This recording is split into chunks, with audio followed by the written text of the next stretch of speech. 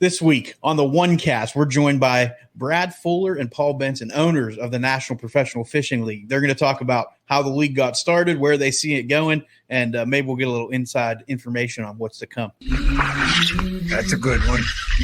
That's a good one. Oh, God, it's a toad, son. It's a toad, dude. Let's go. I wake up to a little bit of drool on my pillow, feel like it's going to be a bad day. What is going on, OneCast fans? Welcome back to the OneCast, episode 3000 or something like that. We're back for another one, and we're excited about this one this week, joined by the owners of the National Professional Fishing League to talk about the league, how it got started, all that good stuff. But before we dive into that, as always, we want to make sure we shout out those that support us so that you can support them and help us continue to grow. So make sure you head to OneCastFishing.com, use the code TheOneCast at checkout. Get your snagless jigs, your long neck hooks, your net, your weedless neds. They're catching fish. They're on the Carolina rig, catching giants, Texas rig. The jigs are catching fish with and without a skirt. So all kinds of good stuff. We'll go into more of that Fishing Friday when we talk more techniques and things like that. But make sure you check out OneCast Fishing and support them to help support us. Trey? Man, I'm really glad that everyone's in the studio. Ben, welcome back from Missouri. I'm glad that he had a great trip up there. Fish weren't biting that great, but you know what? You still caught fish and you lost less tackle. So, that's true. Hey, speaking of us all being in the room together, one of the things that I wanted to talk to the audience about was, I got a boat technician. His name is Justin McKean, and his wife is battling cancer right now, and they have a GoFundMe page, and we're going to put that in the link. But if you can find it, if you have the means or you can find it in your heart, please go over and support this family. They got a GoFundMe page. They're trying to raise, any amount of money that they can, because he works for Bass Pro Shops, and there's only a certain amount of time that he can get off, and they have 4 children. So we are praying for you and your family. Justin, his wonderful wife Danielle McKean's down in Arizona right now, undergoing like some serious treatment for cancer. We'll put that link in there. Head on over to that link. Support in any way you can, because man, life is precious, and we don't know how long we're going to be on this earth. So that's why we need to fish it right. You know what I mean? So and we'll grow this industry one cast at a time, but head on over there and check those guys out. Yep. And we plugged them last week. I'm going to plug them again this week. For His Glory Outdoors is putting on the 2nd annual Guardian Classic. It's on Lake Murray in South Carolina.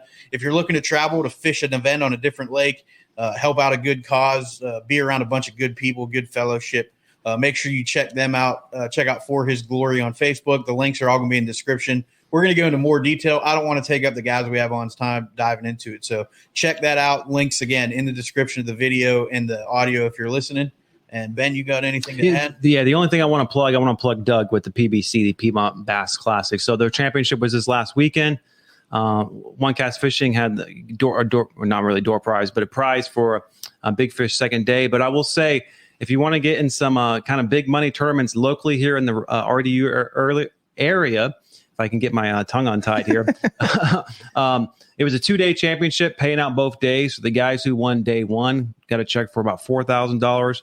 The top 40 qualified, and the winner in day 2 got $10,000. So pretty big payout for just a little local regional trail here. And so Doug's a buddy with us. So if you're in the local area, he's got a fall trail starting up, I think, in the end of July. Yep. Awesome. Yeah. So without any further, I'm going to bring on Brad Fuller and Paul Benson, owners of the National Professional Fishing League. Brad, Paul, y'all got us. How you doing? We're doing good, guys. How are you? Good. You got us, Paul? Paul, you were muted. Did you unmute? There we go. Good to go, guys. We're Appreciate good to get having us on. Absolutely. We're glad to have y'all. And we're, I unfortunately didn't make it down to Santee with Trey with it getting pushed today. I had some prior commitments, so I couldn't get down there for Sunday. But Trey got down there. We've been talking about y'all since I think the first episode, maybe the second. Yeah. Paul, I've known you for a couple years now, and when the league came around, we were super excited, and it continues to grow. So, we want to make sure that we talk about things that we excite us, and I think all anglers should be excited about what y'all have going on. So, I guess real quick before we dive into the league, if Brad and Paul, if you guys want to introduce yourselves and anything you want to share about yourselves before we get into that. Go ahead, Benson. Just Paul Benson, reside just north of Atlanta, Georgia. Been in the fishing industry for, I don't know, a little over 10 years now. And, was excited to get involved at the start of the league and be able to give something back to the industry, and be able to give something back to the anglers who truthfully, make up the majority of the industry that we're in. Without the anglers, none of us would be doing anything that we're doing. So it was just really exciting to get into a new venture, in an industry that I currently work in and currently love. Well, I got to follow that, talking about love and feelings and everything. Hey, guys, Brad Fuller, I'm the president of the NPFL. Been in the industry for the same about 10 years, fished, the Toyota Series Costas back in the day, and owned the tackle company for about 7 years. We just relinquished control of that, sold that last year. That was Omega Custom Tackle. Have been involved in the NPFL since the inception, and man, what a ride it's been. And we're really excited. Currently reside in Ohio. I was out in St. Louis, Missouri for about 9 years. So we just transferred back to Ohio to the family farm here. You see the office is pretty bare, and you can hear the echo in here because there's nothing else in here but me and the computer. So we're still moving in and getting settled in and all that, but it's good to be back in the Buckeye State. Go ahead. Oh, I was going to say, before we dive in, the trip that I took down to Santee and getting to meet both of you was a pleasure.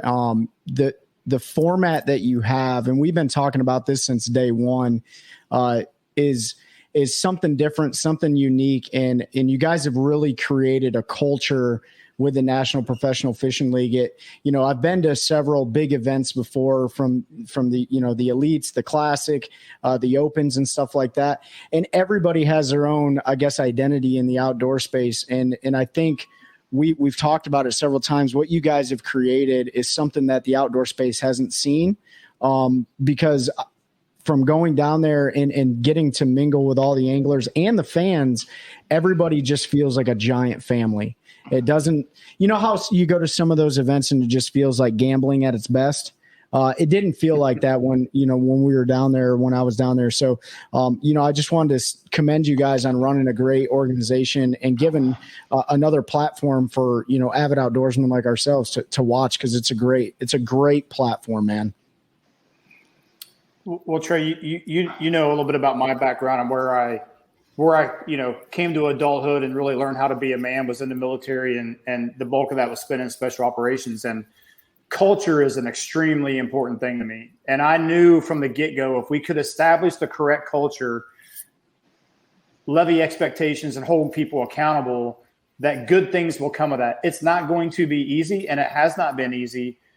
And you've got the right culture when the masses start holding each other accountable and they start doing things within the culture for each other.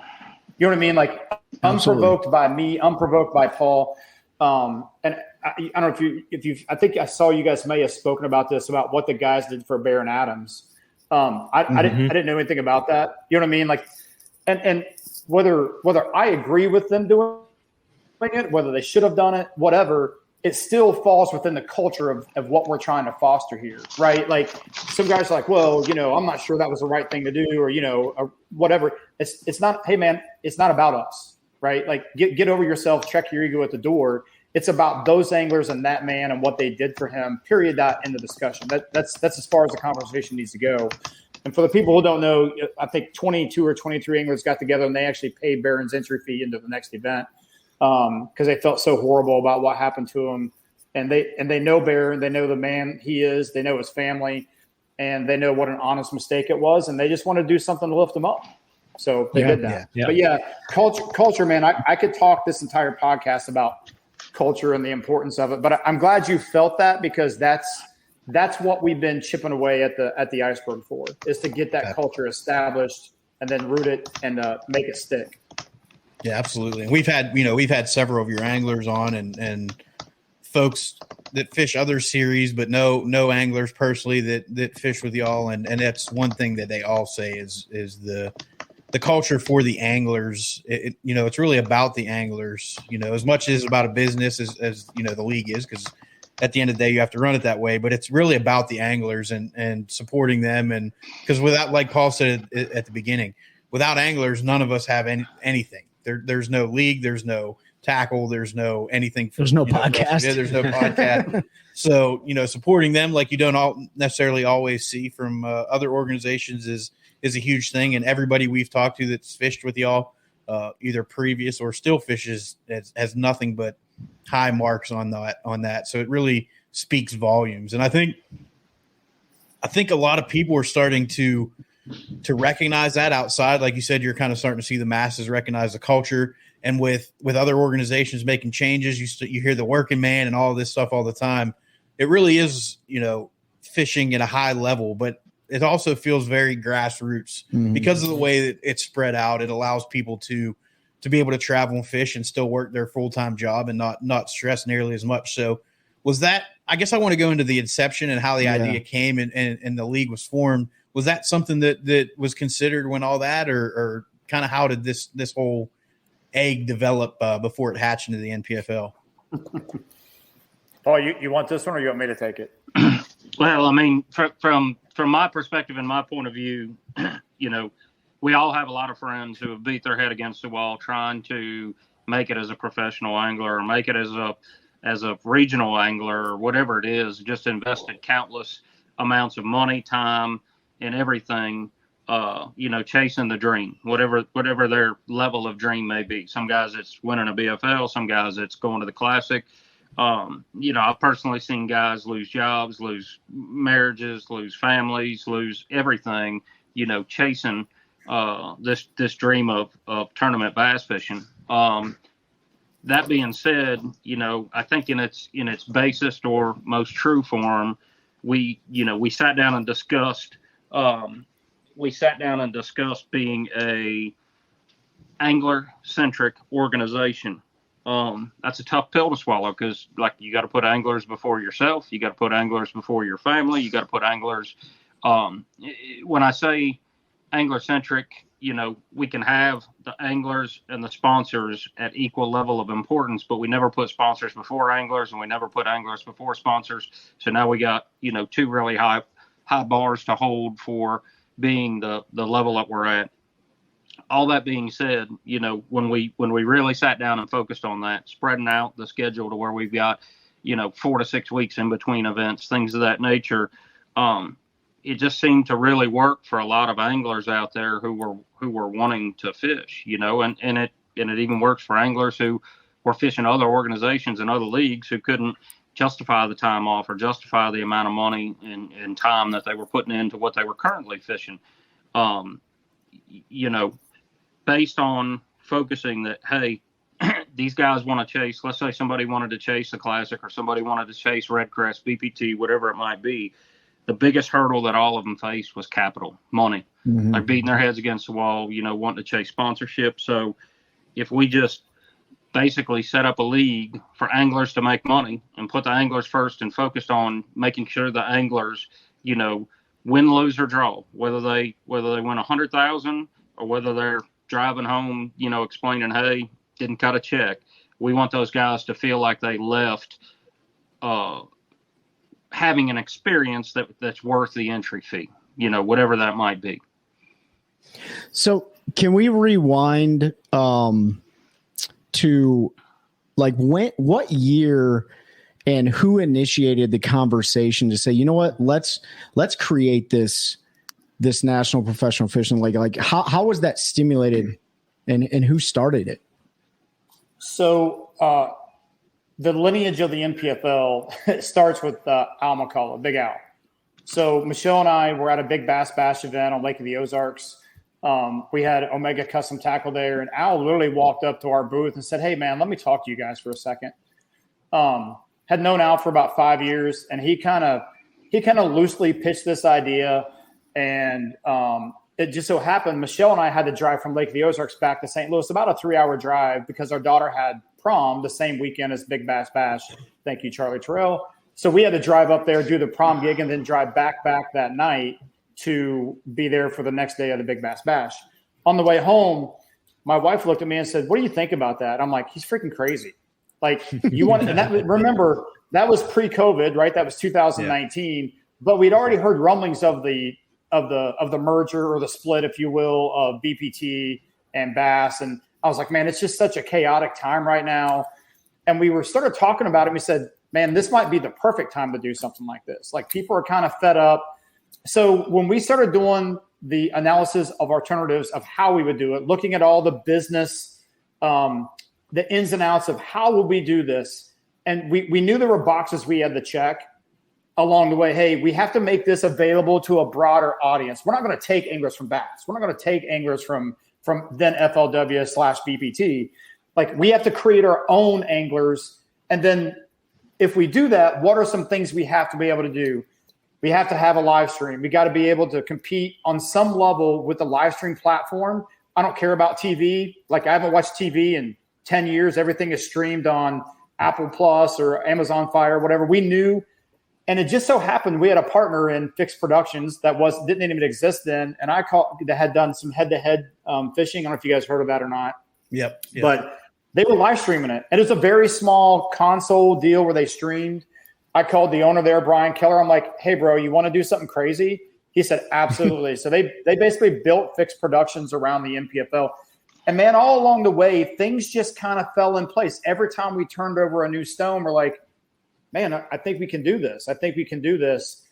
I don't know if we've ever talked about this on a podcast or not, but since it no longer exists, I think we can.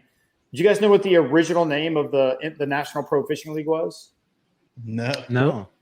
I think you said something when I was down in Santee, but what is it? Yeah, that's you and I talked about it, Trey. It was actually the Pro Circuit. So remember, we launched this before that even existed in 2019. Well, about 6 months into us, we already had logos done. We had applied for a business license under that name. Well, FLW rearranged things yet again and came out with the Pro Circuit. We're like, well, crap. Now what do we do? So that's actually how we ended up with the TNPFL, the National Pro Fishing League, or as we say, because no one likes to say that, we just call it the league. And it's starting to stick a little bit, so we like that. Not the Nigerian Professional Football League. That's right. We like to lay claim that the got there because of the Ohio State University and all of us being, affiliated in one form or another. The Nigerian Professional Football League, they're going to come over and fish with us one year. We're going to send some guys over there to play football with them. That would be some great content. Depending on who you pick to send, that could be highly entertaining. Yeah. We hope to get to that point. So you guys put your heads together. Big Al came and talked about it. You guys are like, you know what? Let's take a shot at this. Professionals speak logistics and amateurs speak tactics, right? So, and you guys know that. How long did it take for the logistical planning before you said this is the decisive point? We're going to make this a thing.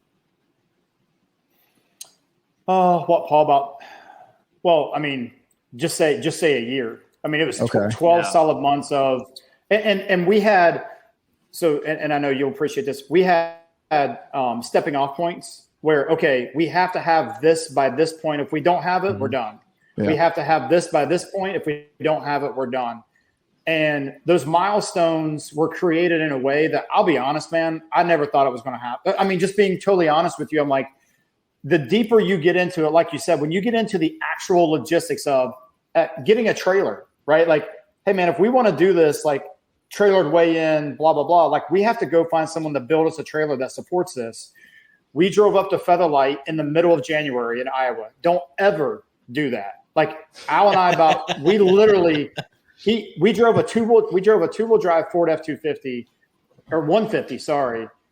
It was four-wheel drive. I take that back. But Al didn't put it in four-wheel drive until we almost died like 3 times. So the wind was blowing 100 miles an hour. It would literally just push the truck off the road.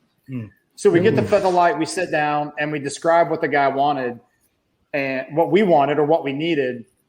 And they're like, yeah, we can build this. Literally, Paul, what do we take delivery of the trailer about 30 days prior to the first event? Yeah, it was within 30 days. So yeah, so luckily we had driven up there. Luckily we had done that, because if we hadn't done that, we would have had to push the season back to start, just because we wouldn't have had our trailer ready to go. So and again, the COVID had a big thing to do with that. The first meeting that we had at Fix, Al and I went to Wisconsin, Appleton, Wisconsin.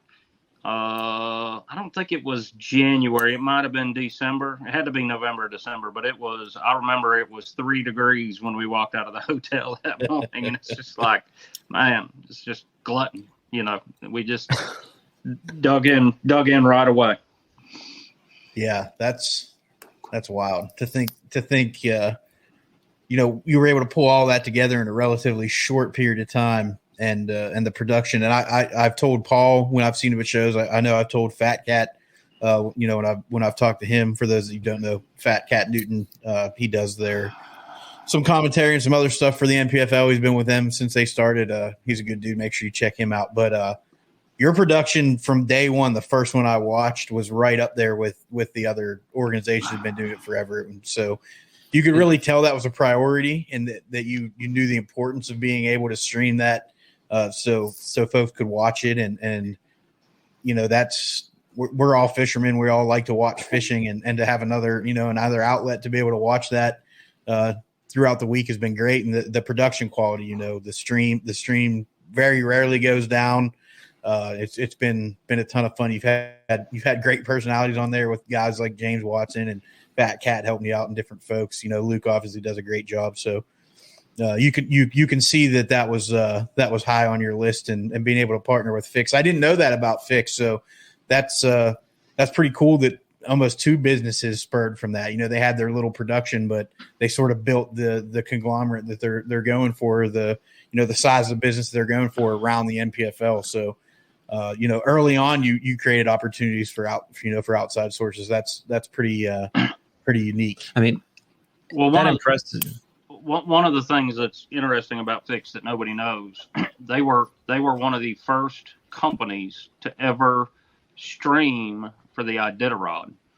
They've got an attachment to one of the Iditarod greats. It's a young kid. I could pull out a book back there that I have on it. I don't remember the young man's name, but he's won multiple Iditarods, and they were having problems finding somebody to live stream or show anything live. They were talking about these big snowcats going and things of that nature. So we knew before we even got into bed, for lack of a better term, with Fix, like, we knew their capabilities, and it wasn't necessarily that their capabilities for doing that with the Iditarod would work for us. It was kind of, they were the people that we were like, okay, we want to do this, X, Y, and Z, make it happen.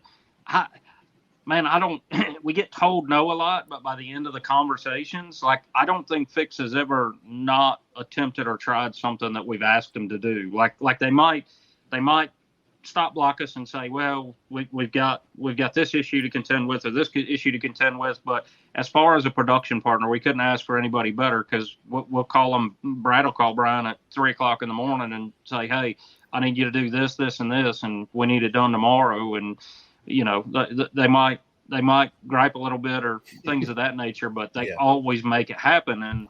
And so while production is important to us, we're thankful to have the partner that we do that just makes it happen and gets it done. Yeah. So you had the idea, right? And you all sat down, put your heads together, and drafted, a business concept, a trail. You got a trailer made that you got 30 days before the first event. Let's talk about the partnerships. So besides Fixed TV, what other partnerships, like, who got on board with this, and how challenging was it to get other people on board with this, if any? Bro, it's hard to sell something on an idea when you've never done anything. Right. And all we have was a bunch of scratches, like, I built a PowerPoint briefing just like you've seen a million of, Trey. Like, I'm like, look, this is what we're going to do. We're going to, what was our slogan on the bottom of that? prove legitimacy, establish longevity, and something else, right? Like we're like, oh, this is genius. They're going to love this.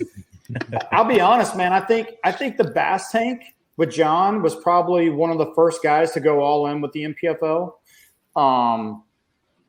Those early sponsors with Pro Guide was a year one. Paul, is that correct? Year two, I believe. Yeah. Look, I'll be honest, man. It seems like that was 600 years ago. I imagine, yeah. But just having those conversations in the very beginning of, if we build it, they will come. Dude, we got laughed out of the room. Like, really? I will tell you this, and I won't say the company name. We somehow we got an audience with one of the biggest auto manufacturers in the world, like a seat at the table. This went into a boardroom with a bunch of these, and it was a freaking train wreck. I was like, dude, we're in way over our head. You know what I mean? Like, we are not. I'm fairly adaptable. I can pivot on a dime. I felt like a fish out of water. Like, it was just the most uncomfortable thing in the world. But Progressive was a year one deal. Dude, we owe Progressive an immense amount of gratitude just for taking a chance on the MPFL in year one. To get a company like Progressive on board and a significant partner, our number one partner, to be honest, as far as what they provide for us. And dude, they've been awesome ever since. And we cherish those relationships with those guys. And I'm proud to say that, Paul, back me up on this. We could pick up the phone right now and make a call to Progressive, and they will pick up the phone and be like, hey, how can we help you guys? You know what I mean? Like, but I think that goes back to that culture, right? Like, who we are, what we're about, what we will do, what we won't do, and things like that. And I think we just try to live our life through the MPFL, or run the MPFL as we live our lives, right? And I'm very proud of that, and I'm very proud of the fact that we do have such great partners, and I'm looking forward to getting some more guys on board next year. But yeah, man, those early conversations, Trey, were awkward, bro. I'm going to go a different direction than what Brad did. He handled the sponsorship aspect. I will. I of course knew Fat Cat. I've known him a lot of years. It was an easy conversation. I'm not going to say he didn't say we're insane and everything, but he was on board pretty quick. Luke, literally one message, one phone call, and then Brad and I drove to the low budget bar and grill and hung out for a day and made everything work there. And once again, I think Luke even had some questions like, are we really going to do this? Like, and when we brought those two guys on, to this day, I've gotten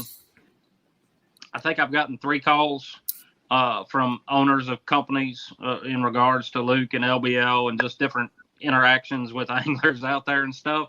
And every time we tell them, like, hey man, that's his show, go pound sand. Like with all due respect, like, Luke is Luke, LBL is his deal. When we brought on both Fat Cat and Luke and Watson, all those guys, Bradley Holman, when we have anybody sit in that seat, we make sure to go over the top and tell them, like, hey man, be you. Like, and we, Luke will give us some lumps, when we deserve it. We've had rough things that we've addressed, and Luke's addressed it on LBL very well, professionally, all that type of stuff. But he's given us our lumps when we deserve it. And I think those guys as partners are hugely, hugely important for, what we do, how we do, just day in and day out.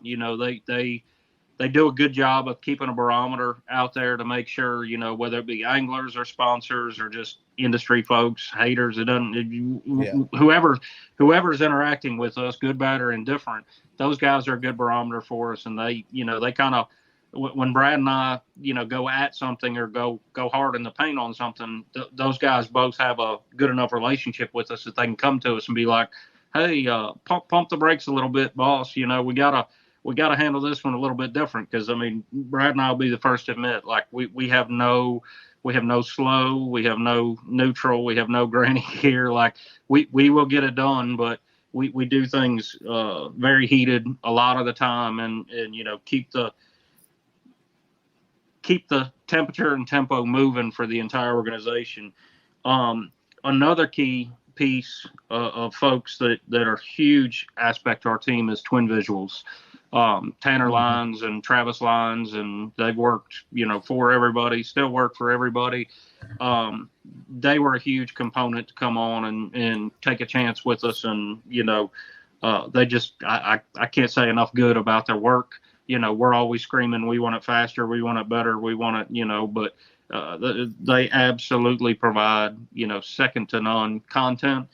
And then we've had a lot of places. We've had a lot of organization or events, CVBs and places like that who have supported us, who go above and beyond to tell folks. We just had our first event down at Clarendon County, Jesse Surratt, and I can tell you, like, if I had anybody that has any questions about whether or not they should have an NPFL event, I can add Jesse to that list. Miss Sherry down at Lake Eufaula, Alabama was our first event, Neil Paul over at Hartwell, who does a lot for fishing on a lot of different, all of these partnerships, really, really help us out. And for every good one, there's a bad one. I'm not going to go down and list all those, but we do try to make sure that we're thankful for the people that support us, our families. I can't tell you, Brad's had his whole family working there. I've had my whole family working there. My dad actually currently works for us. Our tournament director has a very close friend that works for us. Al's got, Al and Brad, brought in some close friends from the fishing industry who were anglers at one point, and they come in and work for us. We've got a staff. We do everything we do with about 9 people, sometimes 12. And it's a lot, to do if we don't have the confidence in the people that we have helping out. And we've had people that have helped for 3 or 4 events, and then life came up or whatever. And there is a rotation there, but our core group of folks, Brendan, Kyle, I'm going to miss somebody. And then Sean Mahal, our tournament director, he does an awesome job for us day in and day out as well. And man, I can tell you, none of these guys do what they do for the pay. They do it for the anglers. They do it for the industry. They do it because they love giving guys an opportunity. The first time we handed a $50,000 check out to John Sukup, it was a pretty enlightening experience. My kids were there because it was at Eufaula in Alabama. It was exciting stuff. We can verifiably say that we have changed anglers' lives.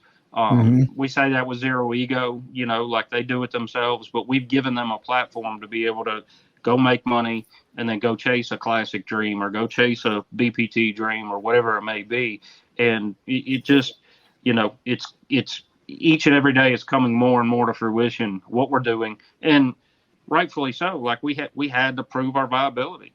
Brad will talk to that, at length. Like we didn't expect just to walk in and everybody pick up behind us and help us and support us. We understand we got to prove ourselves. And we've been able to do that, and we're thankful for the ability that we've had to be able to do that.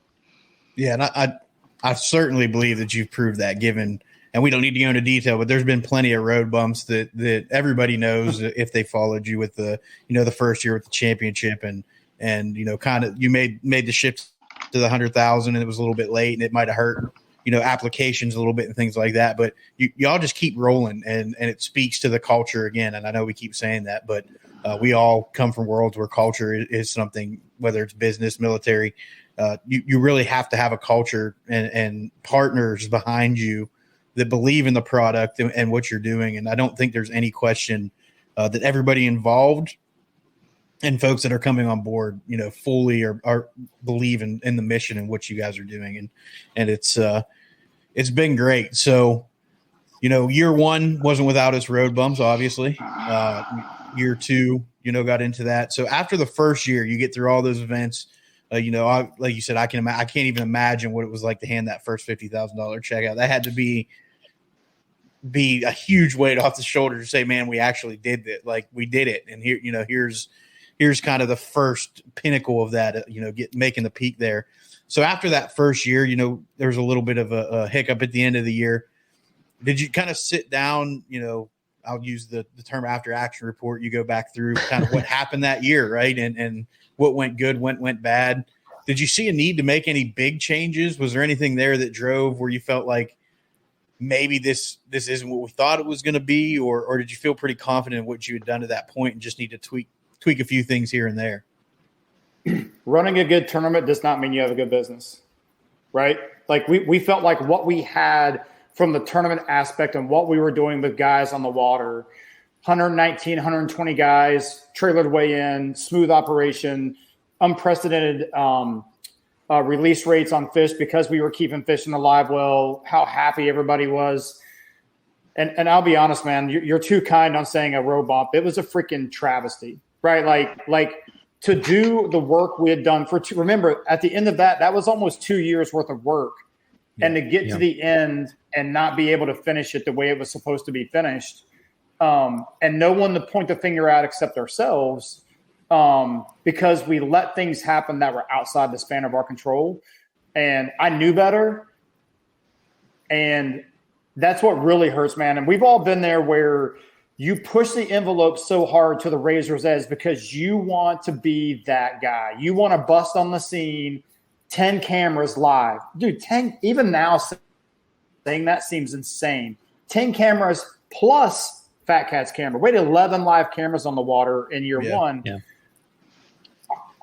But we thought we were pulling it off. We had some major investor issues that we didn't see coming. And so end of the day, bro, that was one of the hardest things I've ever been through in my life. Like, I mean, honestly, to have to call 119 anglers and go, hey boys, we got a problem, and own it like a man and take the ass chewings and take the urine. Like, and listen, all that was deservingly so. You had to stand up, put your chest out, let them pound on it, punch you in the face, and just stand there like a man and take it because you earned it, right?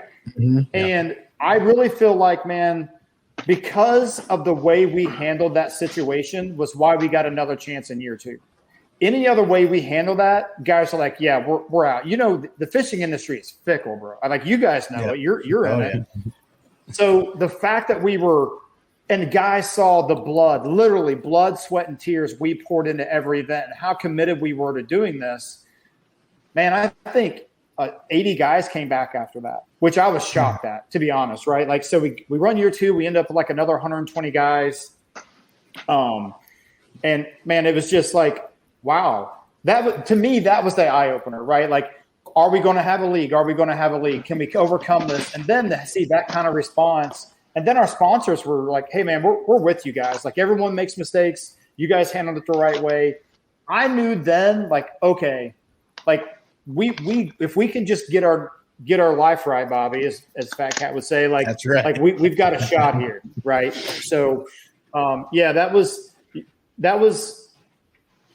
I think and I hope in 20 years and 25 years and 50 years we look back and that was a pivotal moment in the legacy of the NPFL, right? Like, bro, listen, Paul will tell you, we're like, man, do we just fold up shop and, you know, and I just got mad about it. Like, I didn't want to quit. You know what I mean? I'm like, I don't want to go out like this. And it gets very personal. You know what I mean? Like, I've had the great privilege of doing some very hard things in my life that my kids and wife and family will never know about. And that's just the nature of what I chose as a profession. I wanted something my family could look at and go, hey, he did that. Yeah. And I didn't want to lay down and just quit. So, you know, I laughed at Trey. When you're dumb, you got to be tough. Well, you know, I'm pretty tough. You know what I mean? Like, we can figure this out. And man, to see where it is today and going into year 4, I really think we made the right decision. And I'm super proud of the organization and everything we've been able to accomplish so far, and really excited about what the future holds for the NPFL. Yeah. Was there a point where you and Paul and Al and everyone involved, was there one incident that you can think of where you guys came together and said, we might not be able to make this happen? Oh yeah. No, not one, bro. not one. I might be pulling the curtain back a little bit too much, but we have had very long in direct conversations about the what's and the how's and the why's, and you know, fortunately we've had the diligence and fortitude to be able to make it happen. But yeah, we've had that conversation plenty. Well, and it's knowing who Paul is, knowing who I am, Al is, and the later partners, Mike and Kathy Como, they really breathe life into the NPFL, coming in and purchasing 51% of a piece of crap company that wasn't worth a nickel, right? And believing and I think the pivotal moment for me was when Mike looked me in the eye and he goes, "Hey man, I'm not investing in the business, I'm investing in you." Right? I'm investing in Paul. I'm investing in Al. I'm investing in Michelle. I want this to work because I believe in what you're doing. And being a phenomenal partner and business partner that him and Kathy are for us has been amazing. But dude, there's 100 stories we could tell you about that question you just asked, Trey. I would imagine so. So you guys know we did the studio on site in year one, right? Mm-hmm. How in the hell we ever pulled that off? Like, looking at it now, how easy and how there was no room to grow there. That was the real thing. But dude, the communications and the stress it put on production was really holding it back from what you see now. And listen, man, again, you guys are too kind saying that first one was a train wreck.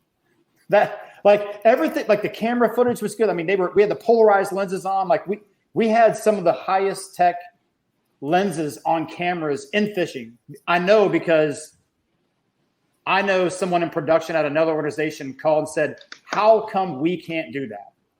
So our professional photographers who do motocross and snowmobiling and skiing, they know that sunlight deal, you know, like, so to see the clarity we had on those fish catches when Jesse Millsap was, you know, plunking betters off. But I remember the conversation I had with Luke when I shut the stream. I pulled the commentators off the stream, I think on day 2, about halfway through the day. We couldn't just get the comms figured out. It was such good fishing. That was the first time I think Luke Duncan wanted to actually reach down my throat and squeeze my heart. Because, man, he's passionate about it. And for me to say, "Hey, man, we can't stand the heat anymore. Like, it's not your fault. This is a technical issue, but I can't have you guys on talking over the anglers, and you can't hear each other." And, you know, Luke and I joke about that still today. And just my phone calls and conversations, I was like, "Man, what are we doing here?" You know what I mean? Like, that was one of them. And comms dude, like, are always the issue. Oh, well, and everything, right? I knew that, and it just, you know, it was bad, but there was enough good in it for us to say, "Let's do it again." Yep. So yeah, go ahead. I think the production, I would probably look at it the same way if I was in your shoes. But as a consumer, it was good. I mean, I didn't have any issues with it.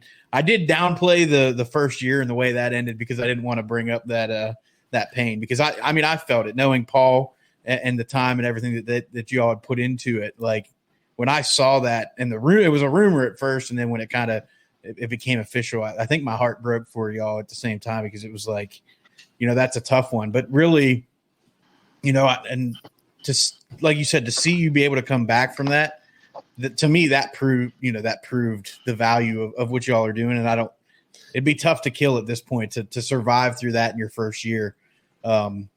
It's wild to think that you went through that in the first year. And even with those issues, you know, I remember watching, I can't even get the GoPros and my mics to work half the time to record on the boat. And I can't even imagine all the live cameras and commentary, and especially on site, right? You know, all the wires and everything, like, you know, so I think most of us who are serious about fishing probably understand that. And, you know, seeing another organization, you know, going to that extra step, that extra level, and we could see, when we talk about the cameras, right, and the clarity, just, we can see, you know, I think everyone could see where this was going to go. And so I think a lot of people that helped, you know, come along for the ride.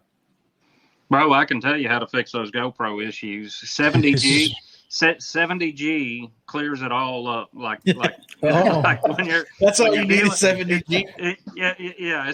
It's funny because we laugh about it and we joke about it. We had a camera issue this year that came up. Just as a result of it was nobody's fault, nobody's deal, but those things behind the scene are extremely difficult to understand or deal with. People don't understand. Like they say, well. This camera didn't work, or this feed didn't work, or I don't think they understand the amount of moving parts that each one takes just to get it squared away. You mentioned something about the rumor in relation to the cancellation of the championship. Rumors are going to happen. Yep. The rumors or the things that get leaked out ahead of time that are factual are the easiest things for us to deal with because we base everything we do on transparency. It might take us an extra day or two. There's times we go to the field and we say, hey guys, you're finding out today. Hold it for 2 days for us, please, so we can get our ducks in a row and notify those folks like y'all ahead of time so that it doesn't come as a shock or anything. And that lasts about 5 minutes, typically most of the time. This year it would probably last longer. The toughest pill to swallow, the hardest thing to deal with day in and day out is the rumors that are completely false or completely untrue. I had one this past year. I was fortunate to go on a little fishing trip down to Venice. It's 2 days. It was fly to New Orleans, fish for 2 days, and then fly back out. I was able to pull it together with some friends' help. If y'all ever want to go to Venice fishing, hit up Quentin Capo that fishes NPFL for us.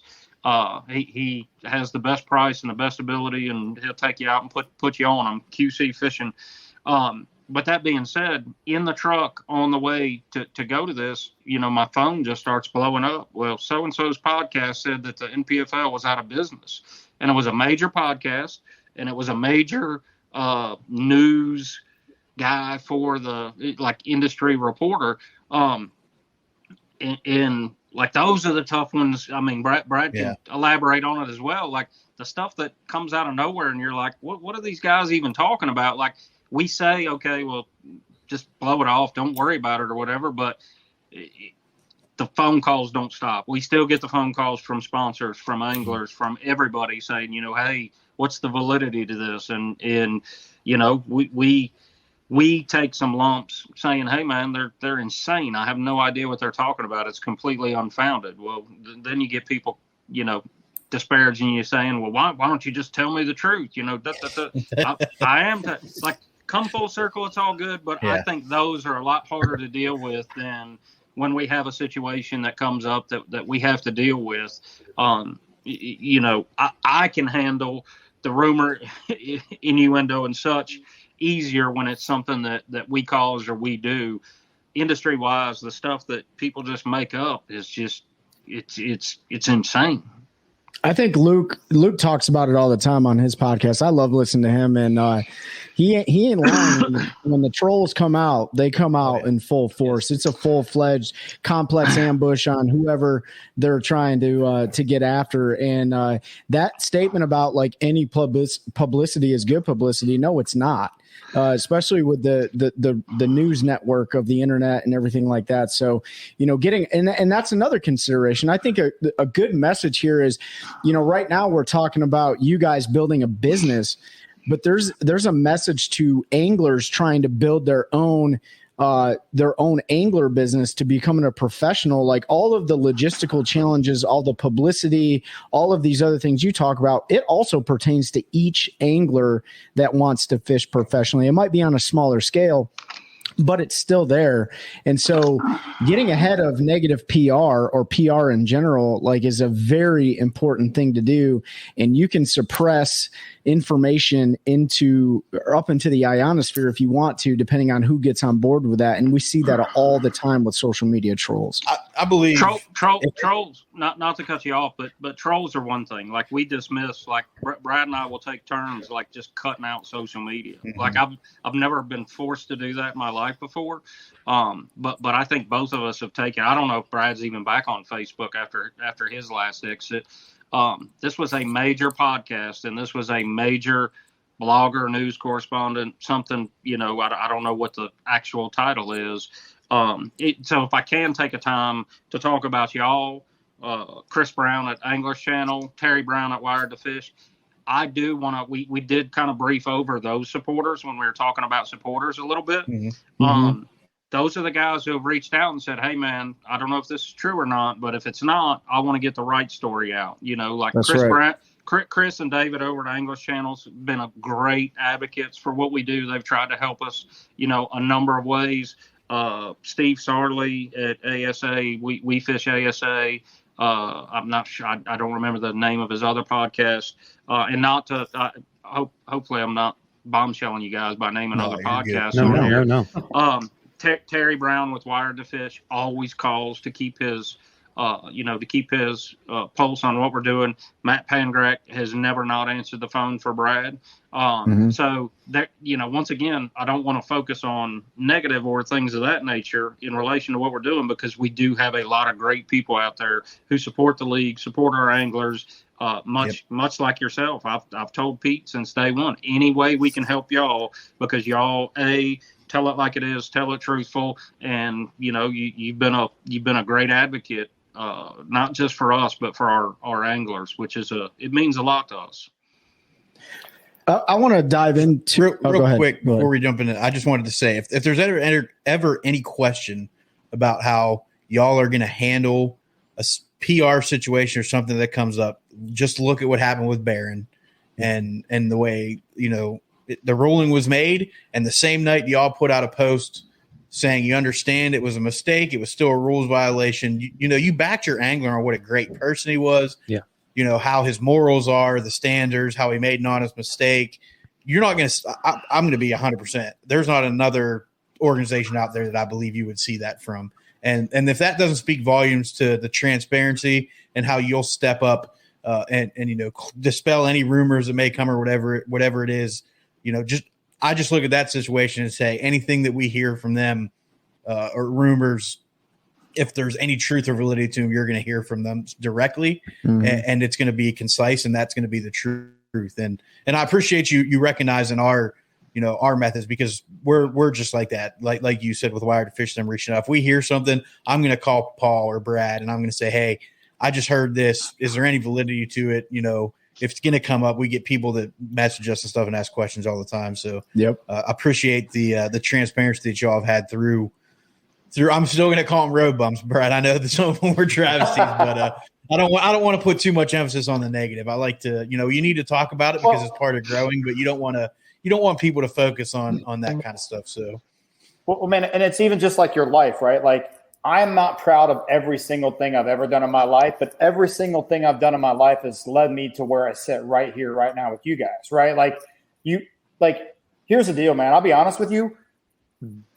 That knowing what we know now, living in retrospect, right, which we don't get to do, like, that was a train wreck waiting to happen. It's good that we wrecked at 30 miles an hour, not wrecked at 80 or 90 miles an hour. Yeah. Like, it was a year later, it's unrecoverable, right? So, man, I hate to say this because it really, really, really sucked. It's a good thing it happened when it did, how it did. And it taught us a very valuable lesson. I stepped in to take over as the president at that point, and we just, man, it's almost like it was almost like glue. Like, it just forged us together, a very tight network of anglers, guys that believed in us. And man, I'm not going to say I'm glad it happened. I'm glad we were able to come out of it like we did. Like, of course, we don't want something like that to happen, but it was pivotal in establishing the identity of the NPFL. Put it that way. Yeah, and I don't think there's anything wrong with saying you're glad it happened. I mean, I'll be open and honest about something personal in my life.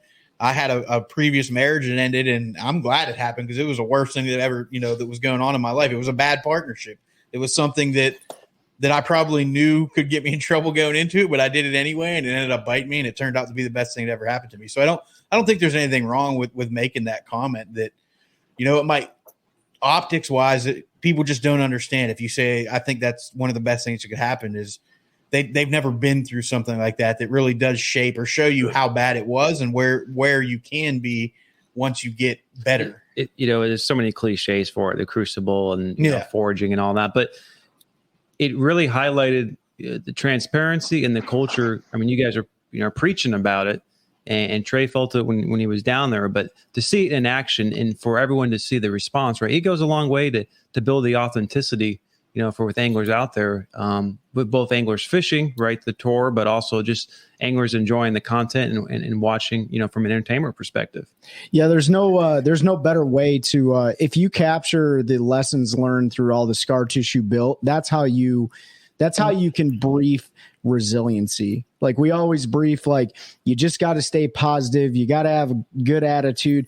Well, I've said it many times, like no one tells you how to do it. But if you can't live in retrospect, like you said, but if you can capture those lessons learned, you know how to go forward and like say, okay, we're going to deal with this. We've dealt with it in the past. This is how we're going to go about doing it. And nobody has the book on right and wrong answers. You're literally writing it every single day as you go. Yep. There's no standard across the world in pretty much anything other than, I guess, law. And that's really subjective anyways. Yeah. So, that resiliency is everything that a successful organization is built around, which then translates into your culture that you have.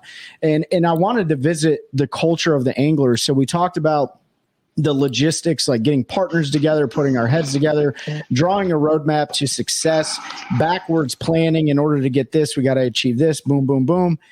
Let's talk about the selection of the anglers from inception. How did that go? How did that transpire? Man, so that was me. I locked myself in the office for what, Paul, like 2 or 3 months. Paul would say, hey, call this guy. Hey, call this guy.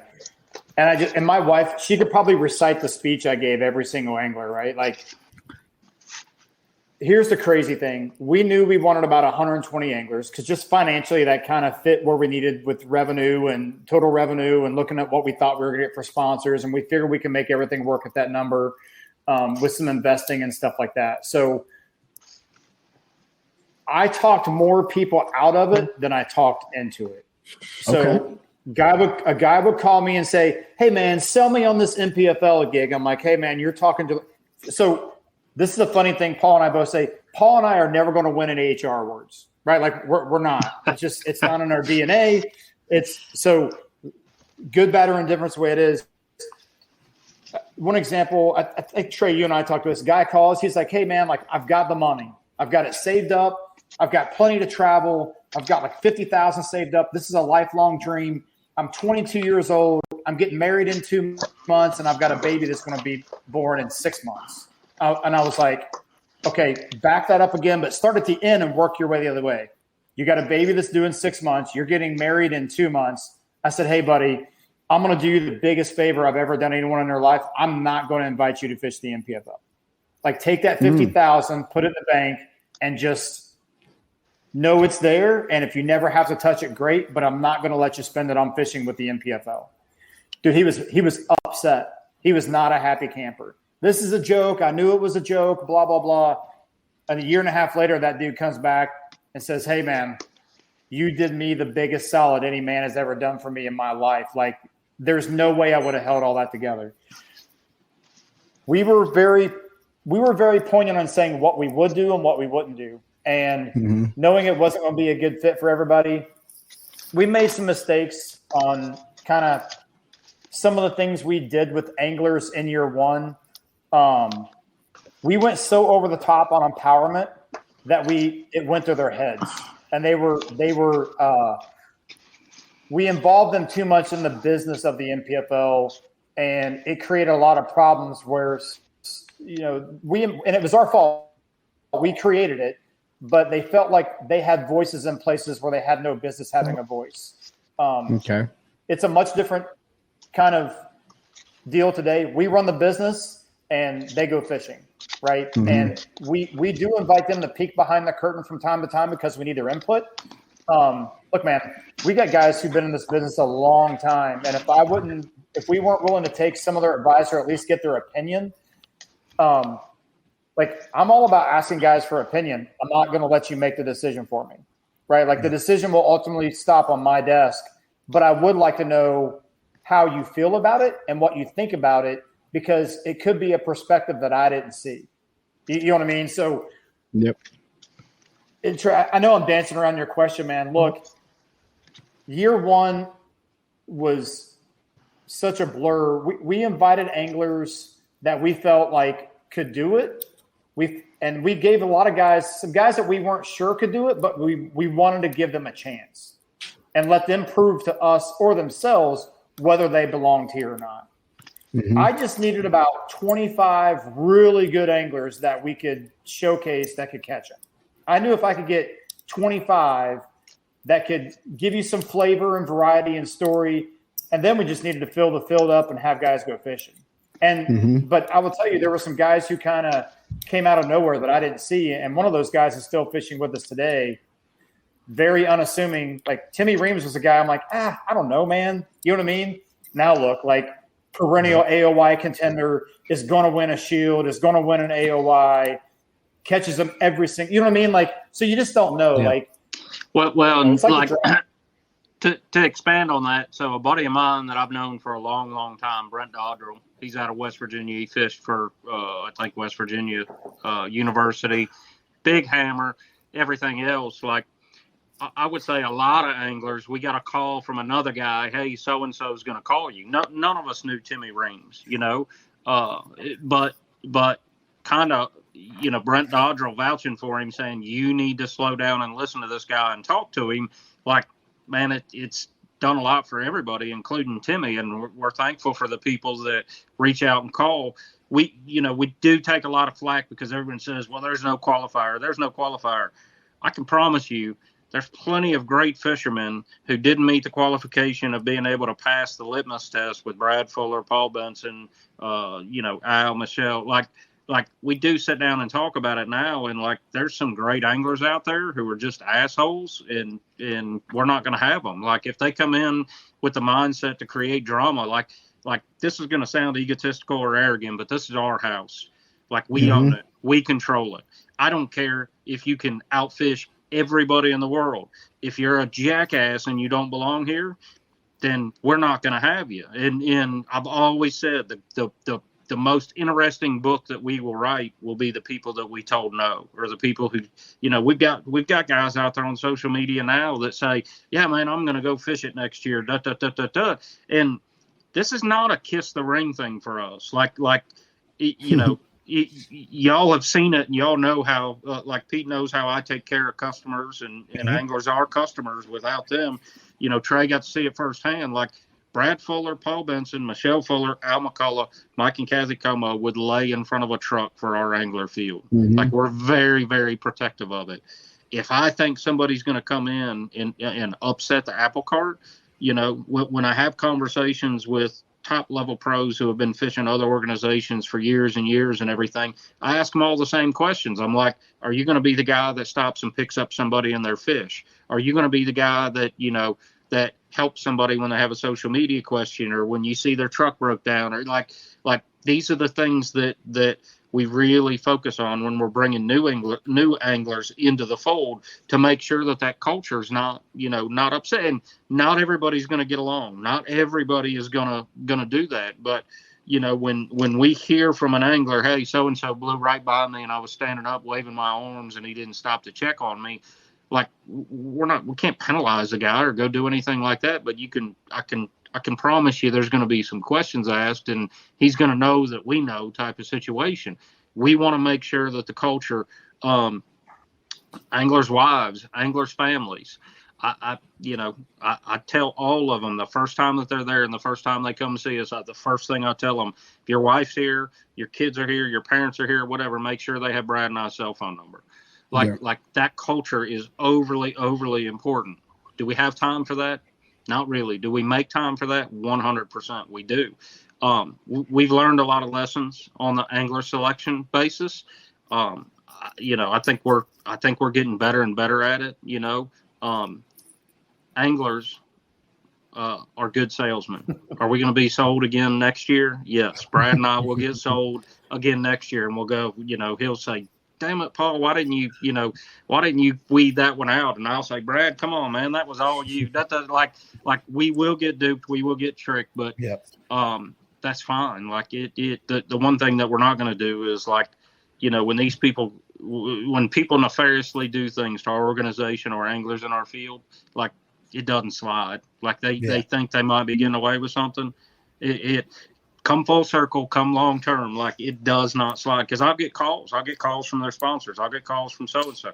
Well, I heard so and so wasn't fishing because of this, and I'll be like, no, so and so isn't fishing because he didn't pay his bill. Like go ask him. Like it and that transparency. While we accept the transparency of people coming at us, pretty much nonstop. We have to have a lot of difficult explanations, conversations, things of that nature. We're not forsaking it on the other side to be nice or to be courteous per se. Like I've said for years that this industry is just a little too courteous sometimes, and that's why you get some of the bad eggs in the fold. We're getting better. Well, I would say the 75 we got this year, unreal, unbelievable, and they continue to get better. Yeah, I think there's go ahead, Brad. Go ahead. No, go ahead. Oh, go ahead, man. No, I was going to say. You go. What I was going to say was this goes to, and I don't know if you guys know this. The way our protest process works. So if I want to protest Trey, right? I see Trey do something, and I'm going to file a formal protest. It's in our rules. You have to file that in writing, and you have to sign your name to the bottom of it. Mm-hmm. Then I take that protest as the tournament director to Trey, and I say, hey, Trey, Brad Fuller is protesting you for these reasons right here. And then we're going to dig into the fact of, is this accurate or was this a misunderstanding? Now we're going to launch the investigation and find out the truth about what really happened. Blowing a no-wake zone, throwing an A-rig, like whatever, right? The difference is you get to meet your accuser. Yep. Right? Like Trey knows exactly who protested him. Guys, you know how many protests we've had filed in the MPFL in 3 years? Zero. And signed? We have one. I was going to say probably not many. One. And when a guy comes up to me and says, hey, man, like I saw this guy doing this. I'm like, hey, man, I'll take your formal protest in writing, submit it to the tournament director. We'll get you two in the same room together and we'll hash all this out. Well, I don't want to do all that. Exactly. Keep your mouth shut and go back to fishing. Right. Like, because that cancer, that's that cancer, right? Like you're not that passionate about it, or you'd say, absolutely. Hey, Mr. Owner, tournament director, here's my submitted protest in writing. I signed it at the bottom. It's got to be filed within 30 minutes of the finalization of the weigh-in, blah, blah, blah. So, those little things like that is how we run our entire business. Yeah. If there's something an angler does that I don't like from the president's perspective, I don't talk about it behind his back. I go, hey, Trey, let me grab you for a second, buddy. I'd like to have a chat with you about something.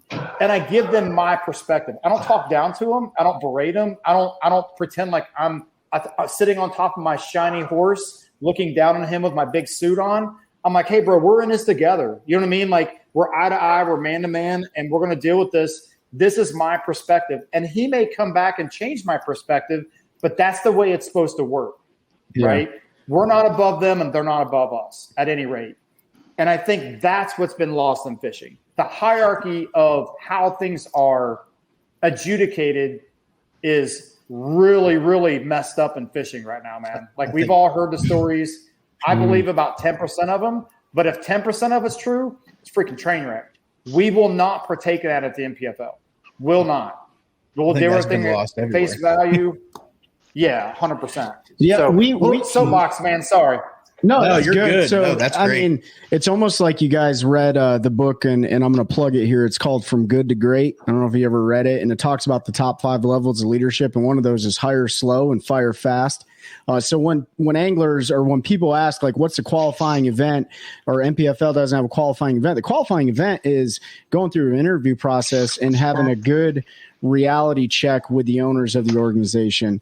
And then for you on the adjudication side, to create an opportunity as a mediator and an arbitrator for the anglers to settle a protest, that is exactly what we talked about in one of our very first couple episodes. It's like, if you were king for a day in the bass fishing world as a tournament director or an organization owner, what would you do? And Pete was very clear on it. Like, I would make it as black and white as I possibly can, knowing that there is some subjectivity in there, but that's a very interesting approach as a leader in an organization. Like, I'm going to create an opportunity for you to have a conversation with the person that you're protesting, and you guys can settle it. And at the end of the day, if there's no decision made, I'm going to make the decision. Right? You have to make that decision as a leader. And so that's a really interesting way that keeps the anglers involved. I'm really glad to get that, because I can't tell you how many times I've had people come to me and we talk about fishing and we talk about the league comes up and it's like, well, they'll just take anybody that has money. And I'm like, hold up, bro. I know Paul fairly well. Yeah. I didn't know Brad until, we've got to talk here, but he's associated with Paul. So I'm assuming, they're like-minded. They're not just going to take anybody. Yeah. I know that, they have an application, just fill it out. If you got the money, they'll take you. I'm like, it doesn't take a brain surgeon to realize that's not the case. Why, if they were just going to take you with money, why even have an application? And like I said, knowing Paul and Brad, like, there's a process there. You're not going to bring anybody. You don't want drama. All of us are sick of drama. One of the funny things about the application process, I was sitting at the house. It was a Friday or Saturday. It was like a weekend, and it was like 10th hour last year, like 4 days before our cutoff, application pops up, John Cox, or I think it actually said John Cause, DeBerry, Florida, like, filled out. And Michelle sends me the email, and I call Brad, and I'm like, man, do you think somebody's messing with us? Whatever. So I call, because on the application it was John COZ. Yeah, Cause COZ, just a typo. Address was right, cell number. I checked the cell number, and I'm like, but lots of people have that stuff in the industry. So I call Carson, and I'm like, bro, is this serious? And he's like, 100%. Had a phone call with John. Went through the same kind of deal. Like, hey man, here's our expectations. We want you to show up, fish, and make money. Take care of the other anglers, and I have the same expectation for anglers to take care of you. This is a fine-tuned family. We had no doubts. Like he's the most laid-back dude on earth. But we have other people that that's part of that rumor mill or whatever. Well, you just let him in. Man, I have to beat guys in the head to go fill out the application. I got buddies, good friends that have fished other organizations, and it's like, man, if you don't want to fill out the application first, then the first time I send you a survey for a CVB, I'm gonna have to chase you for it. Maybe you don't decide to pay your deposits on time. Maybe you don't decide not to pay your, like there's indicators that go through, with this type of stuff that's part of that learning process of what we learned. The fishing part, we all know fishing. There's every single one of us comes from a different area or region. There's 15 hammers that each of us can identify. Up y'all's way, who's the yahoos that got accused of throwing out crawfish, Jamie Ferrato, and geez, I think it was innuendo, rumor, or whatever. Like it's a joke. I'm not making an accusation, but like those guys are hammers. Brad Staley's been a good fisherman for a long time. Mike Corbishley. Mike Corbishley. I had no idea Jesse who Wise. Mike Corbishley was. Jesse. Yeah. Jesse's still got to prove himself a little bit on the angling side, though. I think That's right. I'd like to see maybe 2 more top 10s before I start putting any feathers in his cap. So and that's the one thing that I hope that people embrace. I hope they're watching that 3 through 13 timeline, because there are a lot of people rotating in and out and things of that nature, but that's how a guy like Timmy Reams, becomes a hammer. We've just had a lot of great guys come through like that. And when these guys come to us and say, hey, man, I made enough money to where I want to go take a run through the opens or whatever, like we're cheering on Brian Smith and John Sukup and guys like that. Each Bradley Holman. Bradley never fished for the NPFL. He just came in and did us a solid twice, once at Watts Bar, and I believe the other was at the Harris Chain in Florida. Didn't want anything special. He didn't say, hey man, make sure I got, Diet Cokes chilled before my spot or whatever. Actually, I think Watts Bar was pretty interesting because it was pretty brutal out there on the water, and he manned up and enjoyed it and had fun with it. And that's what we like to see. I'm rooting for Bradley every which way that I can, So all that being said, like the application process is what it is. When guys go through it and follow through with it and all that stuff, I think it's worked okay. Yeah. And I want to get to the future a little bit here, but just for any of our fans or anybody new that might see this, and is watched for the first time, go back. We've had several anglers on that fish the NPFL, and I think you'll see the type of folks that the NPFL is looking for, and you really are looking for. You said questions about social media. You want anglers that are going to help other people, things like that. We talk about it all the time. About everybody talks about growing the industry. It's been the hot ticket term for who knows how long forever. now, until it's really time to grow the industry, right? Until it's time to put pen to paper or fingers to keyboard or phone to ear and share information and really try to help somebody, to get better. And then all those people all of a sudden go silent or tell you, I'll spend the time on the water and you'll figure it out, blah, blah.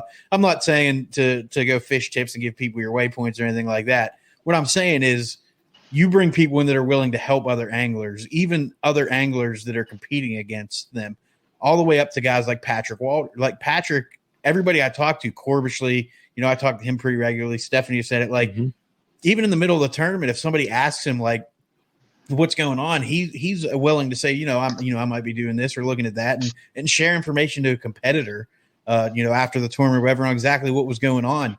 And I think that speaks volumes of the type of people that you bring in, because we all know in other organizations there's probably certain anglers that aren't going to tell you anything at any time other than the picture they might take with their rods and a couple baits hanging off of it, that they do for the sponsor or whatever. So to hear that kind of inside baseball with folks that are fishing with y'all, and to see just we're going to say it again, culture that's being built, it has been different than anything. And it shows that application process works. And I can tell you, we can talk about it offline, that there was another guy from up our way that was going to fish with you that ended up not. I think he had trouble pulling funds or something, but you dodged a huge bullet on that one. So we can talk about it offline. Big time. And text me that name. I will.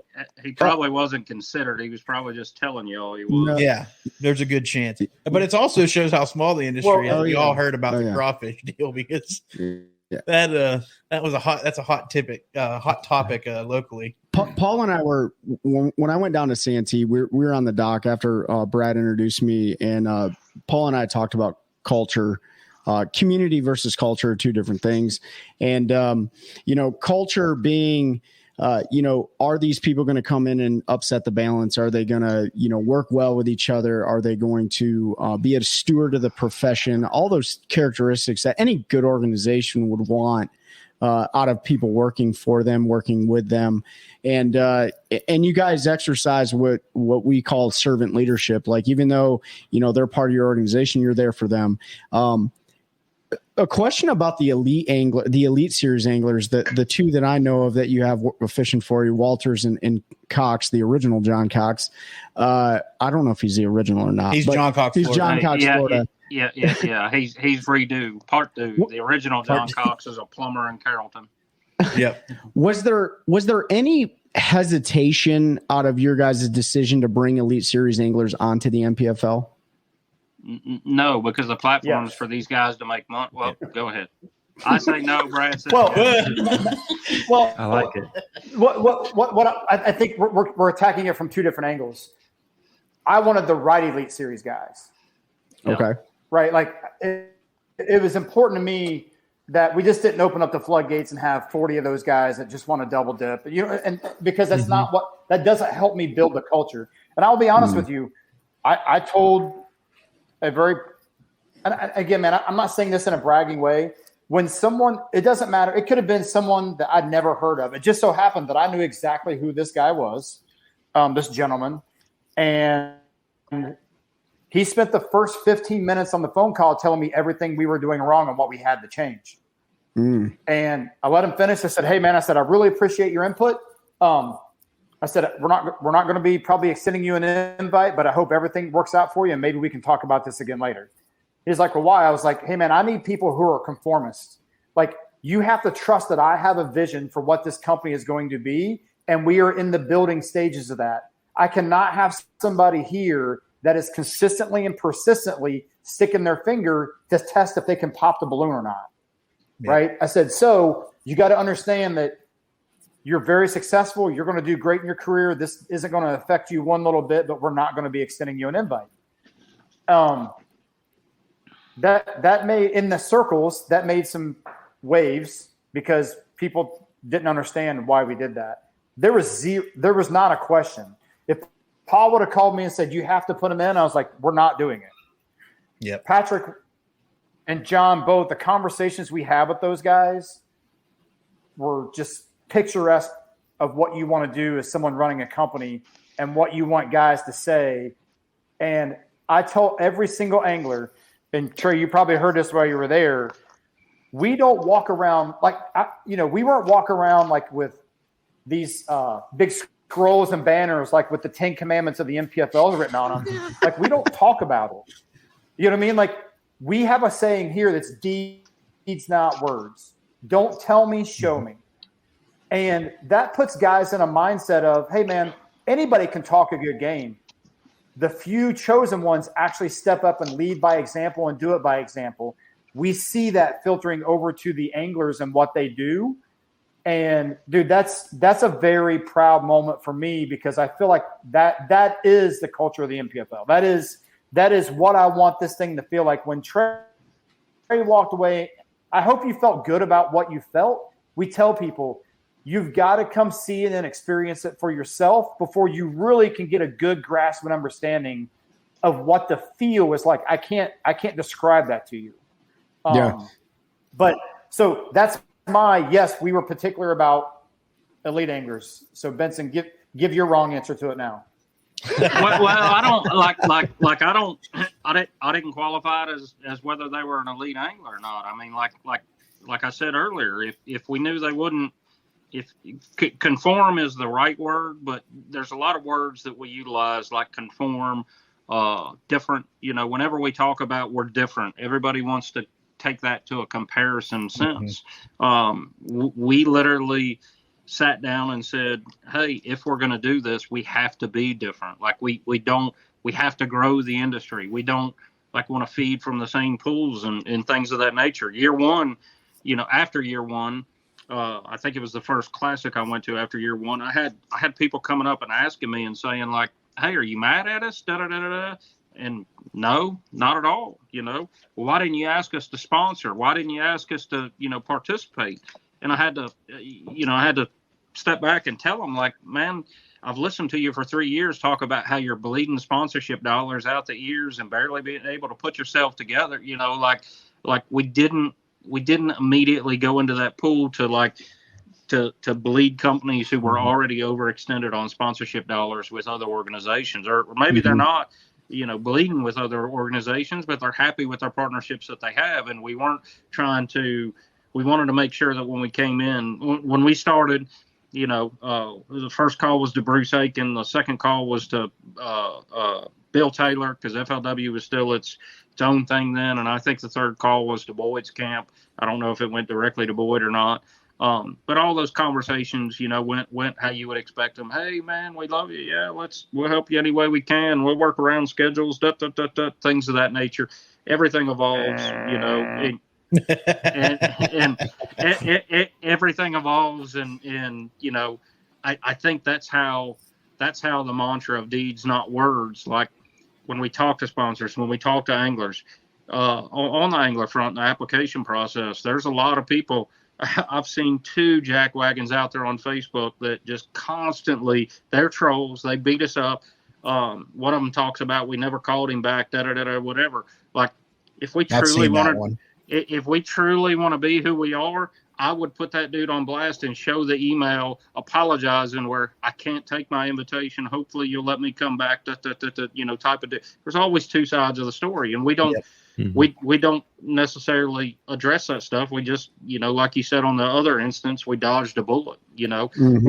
We'll make more mistakes, that's for sure. But I think the more we grow the culture and the more people see that we do what we say and that it is about deeds, not words, I think we wrap more good folks into the fold. And man, we've been dead wrong both directions. There's people that we've let in the league, and like I've called Al or I've called Brad, and I'm like, you let that son of a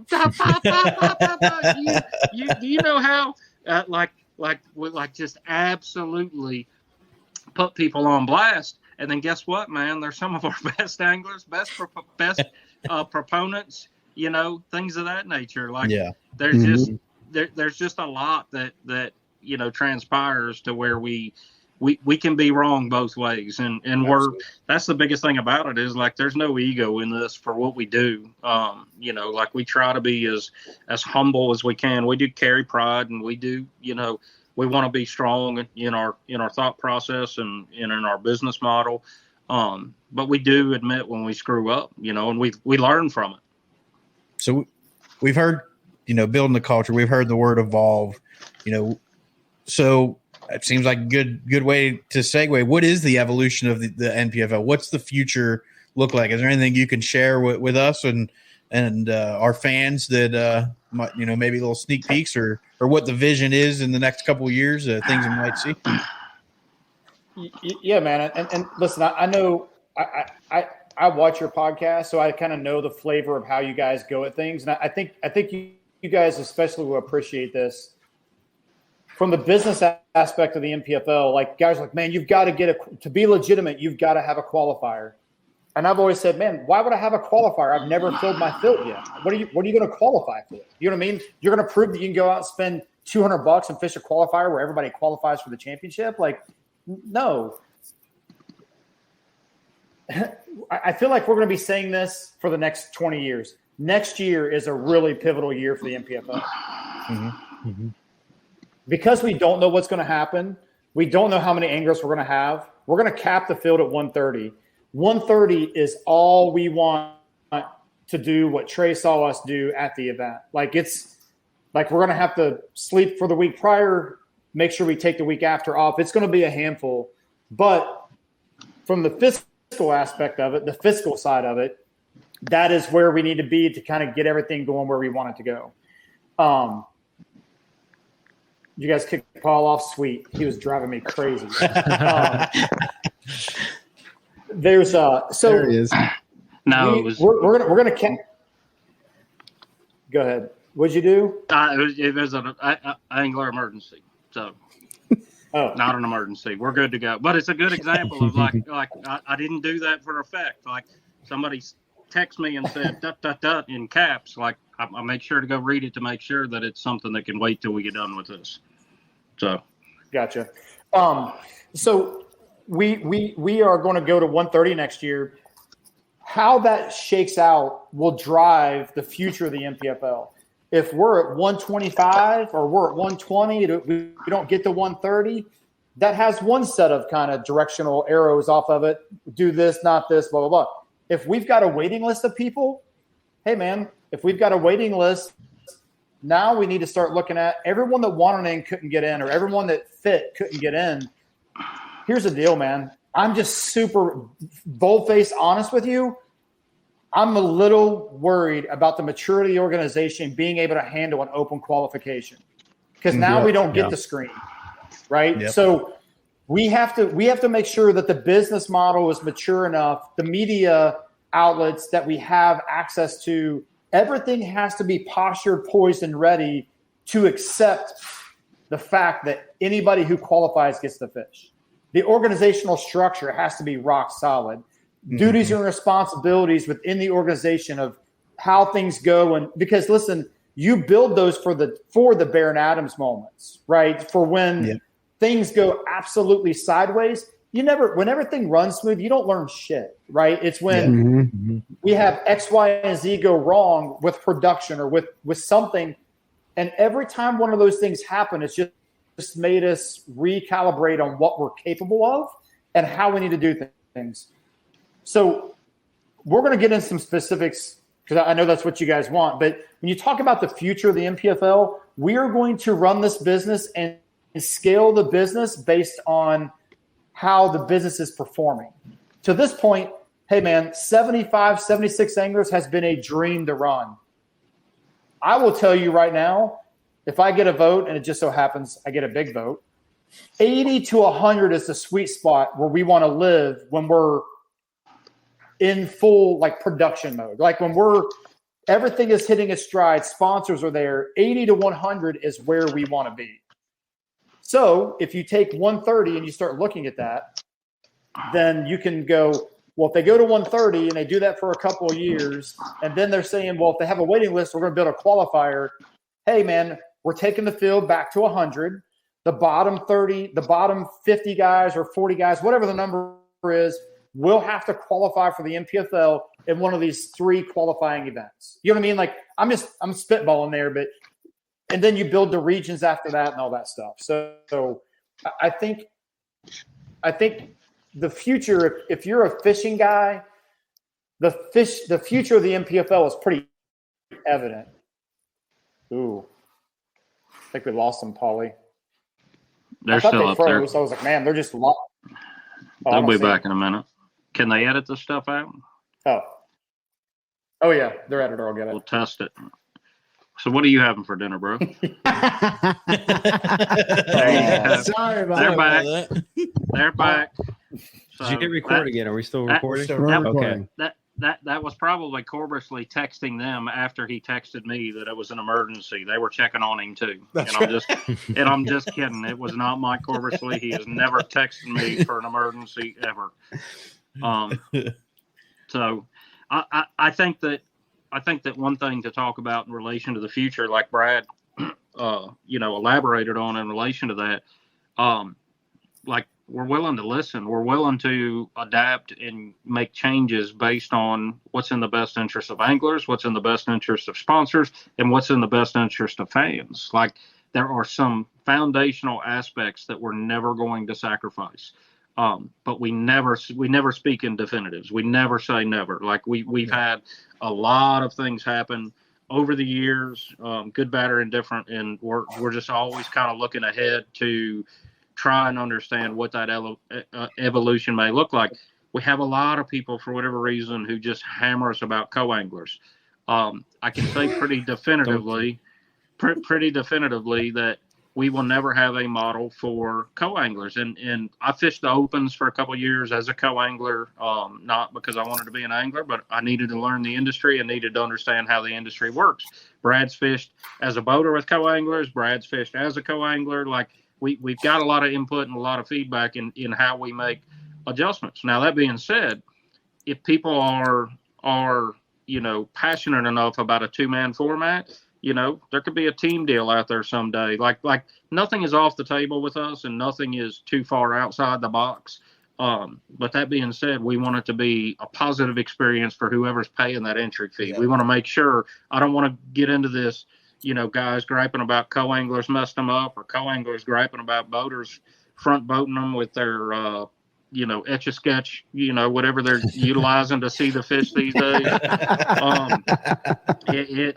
We just want to create, if we expand into a 2-man team deal, it's not going to affect what we do on our day-to-day basis. Yeah. We got to do what we do really, really well. We've had kayak guys call. We've had college and high school organizations call, hey, we want to partner with you.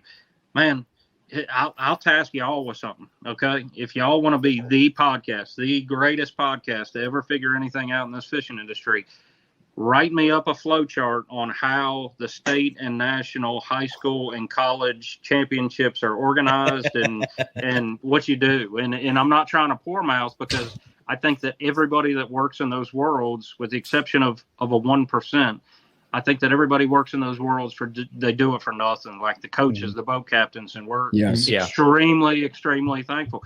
When you talk about the application process, when a guy calls us up, like the original John Cox, I've known him for years, know his abilities and everything.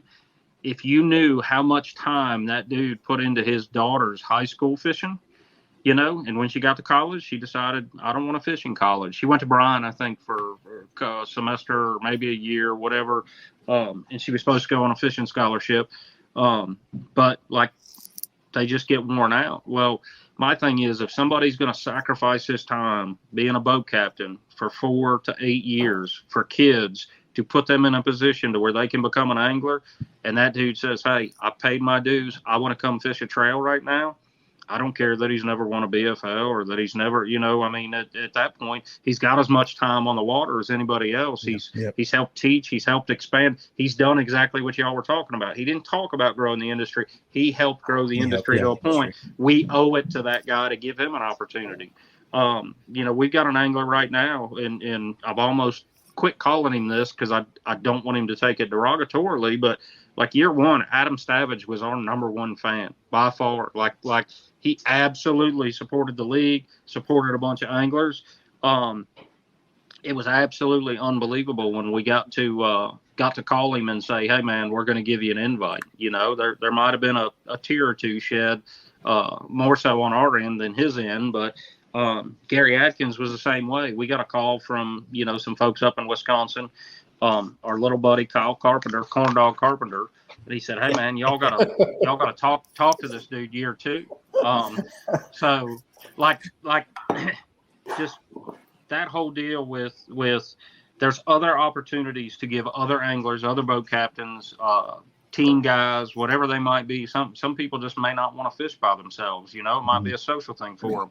We're going to constantly evolve and expand into different arenas, but we're not going to do so. We're not going to do so in any way, shape, or form that detracts from the anglers who have already invested in us, the sponsors who have already invested in us, and we're only going to do it when we're ready to do it, and we've got the tools and the availability to do it. It's exciting to me to hear some of the outside of the box things and potential opportunities there, especially like for a team or something like that, because there's a lot of team. I think some of the team fishing is more entertaining than watching one guy in the front of the boat on live scope or something sometimes, just because there's a lot of strategy that goes into when you and your partner are fishing a team tournament and the baits that you're throwing and the different types of water you're trying to cover, depending on the time of the year and things like that. So there's a lot of strategy and things that go into that could be beneficial for people. And it's something that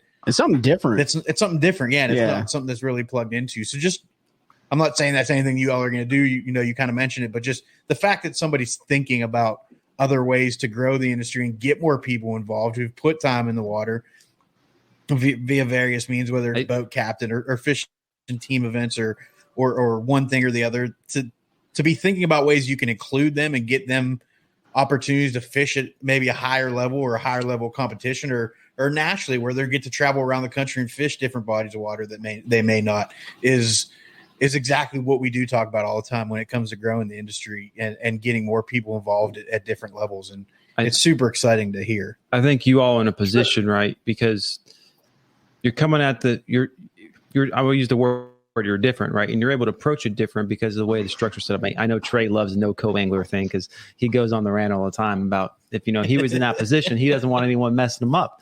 And I think I feel the same way. But I kind of like the idea. I like the application process and like maybe, who knows what's going to happen, but like with never having a qualifying event, you can choose the right people, right? Right. They may not be the best, right? But you can choose the right person for the organization to go back to what we're talking about, really growing anglers, growing the industry, right? And there's a lot of other organizations out there that have that model that are, at the highest level of what they do. Yeah. Taking a holistic approach to each person that's involved in your organization just defines that business model of culture. And that's something you don't see a lot of times. There's a lot of great anglers and they objectively can meet the mark in a qualifying event. But it doesn't mean they're a good person. It doesn't. And that's just the reality. Like you can meet all the objective benchmarks that you can, and you can qualify for whatever it is in life.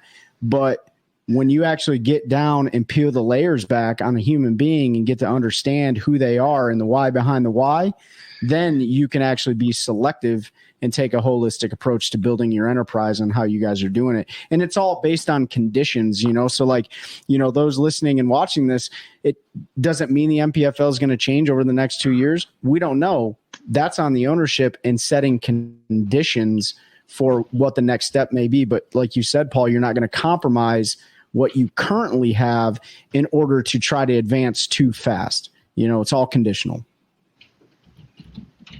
Yeah. Well, so Trey, did you talk to these guys about how I can fix the entire sport of bass fishing conversation you and I had? Let's go ahead and break that down. What was it impactful enough for me to do you remember what it was?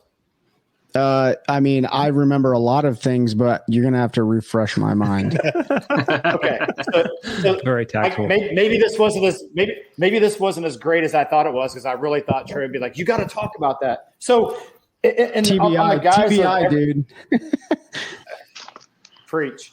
So if we really wanted, so we hear the analogy, and I've heard you guys talk about this, comparing fishing to golf because they're both individual sports, right?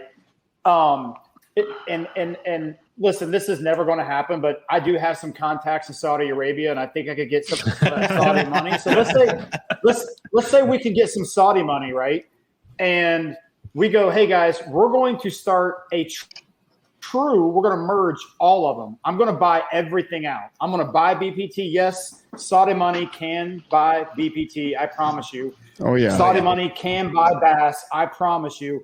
Saudi money can absolutely buy the NPFL. I promise you. So we buy all of those organizations and we form something that looks more like Major League Baseball or the NFL. We have regions and we have teams inside that. Team Mercury, Team Yamaha, Team Suzuki, Team Rapala, Team Sixth Sense. Those teams compete against each other in events, individual versus individual. And when you structure all that out, you start to have league sponsors, you have team sponsors, but you compete all at one event, competing against pieces and parts at those events. You televise the whole thing, you build it around the NFL, the National Fishing League, whatever. But my point to this conversation, or this point, is when you start talking about outside the box thinking, like, dude, we're never going to be the PGA. I golfed incessantly for years, traveled and golf. Like, trust me, there's many, many reasons why we will never be golf, right? Yep. But the number one reason we're a fractured entity. We are 3 or 4 entities all going after the same little pieces of the pie. And just geographically speaking or fiscally speaking, this is a very small piece of pie compared to what other industries operate with, construction and textiles and whatever else. It's such a small piece. It's never going to get to where the fans probably really want it because of this construct that what it was born into, until it's all ripped apart and started over. And I know that's absolutely atrocious to say, but you would have to blow it up, rip it all apart, and start over for it to really be what people say they want. But listen, I don't think they want that anyway, because people don't even understand what they're saying. So that was my idea. I thought we'd get some Saudi money, how I could fix it all. Well, you didn't mention the Saudi money thing down in Santee, but you did mention that there is a way to build it like very unified, but it'll never happen. I do remember having that conversation. It's never going to happen. Right. And speaking of it never going to happen from all of the organizations getting together, what has there? You don't have to name them, but do you have adversaries that want to see you fail? 100%. Yeah. Yes. Yeah. Yeah. And that's totally contradictory to the mindset of growing the industry. I've spent hours and nights awake, like, trying to figure out, like, man, what I ever do to that guy, or why would that even matter? I think that's just how, man, whatever issue is going on in that person's life, or it's blind loyalty, like they think it's going to garner something. You know, we got a call about another organization the other day. Well, these guys are doing this, da-da-da-da-da-da. And the level that they were talking about doing it at, it just wasn't like the bottom level doesn't talk to the top level. So we knew there was a disconnect. Like these people had not been instructed, do this to that person because he's affiliated with that league. Like, that's just unrealistic. I can tell you, Brad and I are both vehement conspiracy theorists. You know, I don't know if that's because of our life or whatever. Like, it doesn't mean we don't talk about it and we don't think about it. You know, like we're always looking at everybody's angle. That being said, like, man, those people those people fuel this more than they know. Like if somebody wakes up in the day and they say, man, I'm going to do everything in my power to put Paul under the gun, or to do harm to Paul, or to do harm to Brad. Like I screw up enough to where I can't make it past my own screw ups to get to the point to where somebody's going to be able to affect what I got to do on a day-to-day basis. I got to focus on, maintaining and managing what I got. That being said, like, man, let us find out. And like, that's just fuel for the fire. Like sure. It helps to know it, because you don't have to wonder anymore. But at the same time, like, don't care. Like, I mean, if you hate it and you want it to fail, like, go back and lie to a bunch of other people about how you want to grow the industry. Because I don't see that coming out of those corners sometimes. Yeah, man. I won't out anybody, because that's not what we're about. But the answer, 100%. I was never so proud when we made a slideshow that was leaked to another major organization with some things in there that were actually wrong. But I was like, holy crap, man. Like, they know who we are. That's awesome. Like, I didn't care that they were talking shit about us. It was the fact that, man, we made it. Like, we made the secret slideshow that gets leaked out to everybody in the press. So it was pretty awesome. I'll be honest, man, and I don't. We probably spend enough time together, Trey. Like, you appreciate the comment. I don't care. Like, when I say that, it used to eat me alive, dude. Like, it was the reason I woke up in the morning. It was the last thing I thought about before I went to bed at night. Staggering to the coffee pot, I was thinking about those sons. Like, they will not beat me. Blah blah blah. Man, I've come to realize that we're good enough that if we focus on what we know how to do, and we focus on being the best company we can be and being as good as we can be to the anglers and sponsors, they can't stop it, bro. I don't care what they do, right? Yeah. So that is where my focus lies. I rarely think of it anymore, to be honest with you. Even when someone brings it to my attention, I kind of am pretty quick to dismiss it. Because if they're thinking about things like that, I'm gaining step by step on them. I promise you. If you're focused on what I'm doing one single moment, every time you think about me, you're not thinking about your business, and I'm coming slowly and steadily right on your heels. I promise you. Yeah. And that's what we will do.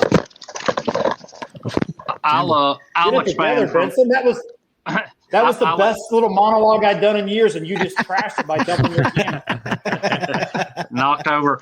I'll expand on it from a perspective that I give folks in relation to bass and MLF. And to preface this, like this year at Redcrest, I went immediately to the Classic. Well, I immediately went to our Pickwick event, then to the Classic from Redcrest. This Redcrest, I had 0 MLF folks poor mouthing bass. Historically, bass, I didn't hear a lot of bass guys poor mouthing MLF. My presentation from an industry perspective is this: we all need to survive. Sure. If I'm out talking to sponsors and hating on MLF or bass, it does them no good and it does me no good. If I'm over at MLF and I'm like, hey, Mr. Jack Links, MLF did da da da da da da da da.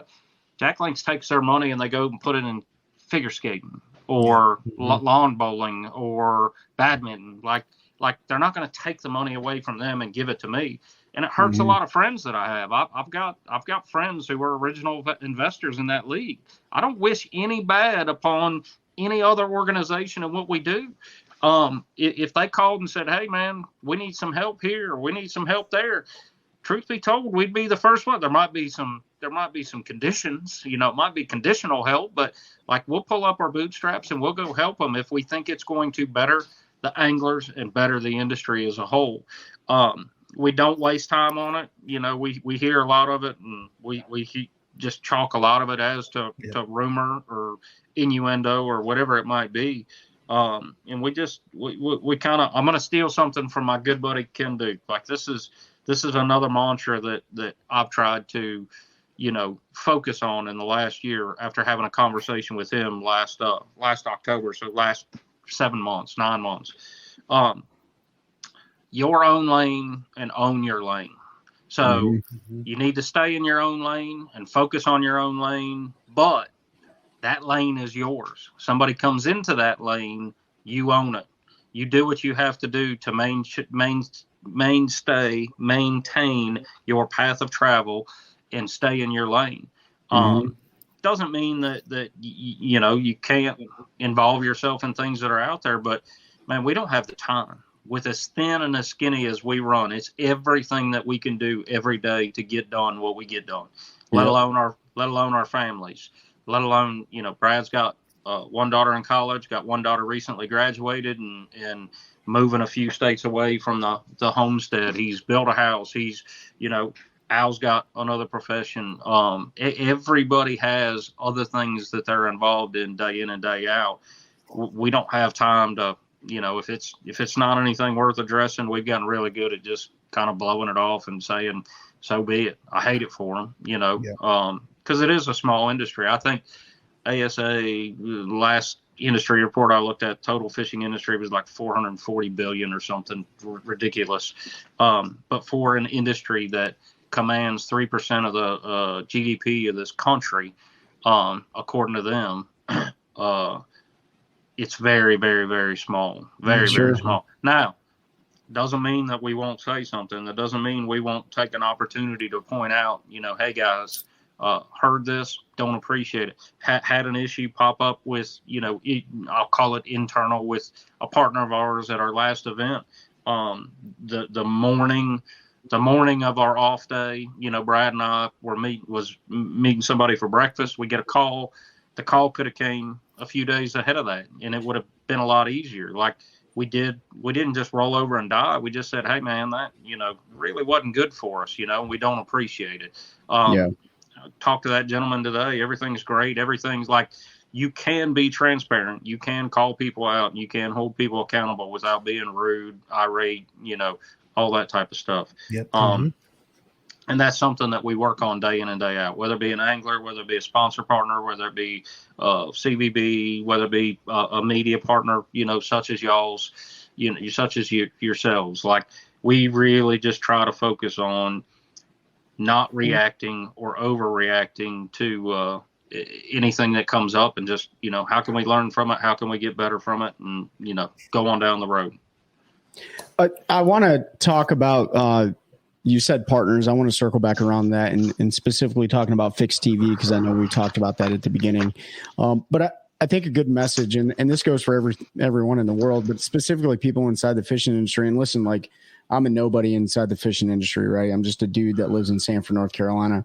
But I think the point is if we learned anything, if we're learning, let's learn not to be ugly Americans. And we did a lot of that. And I want to, because you guys have history in this, like we were in 2 wars for almost 20 years, and we learned we learned the ugly American concept real quick. And that doesn't just start and stop overseas. I mean, it's with business. Business is ugly, but it doesn't have to be.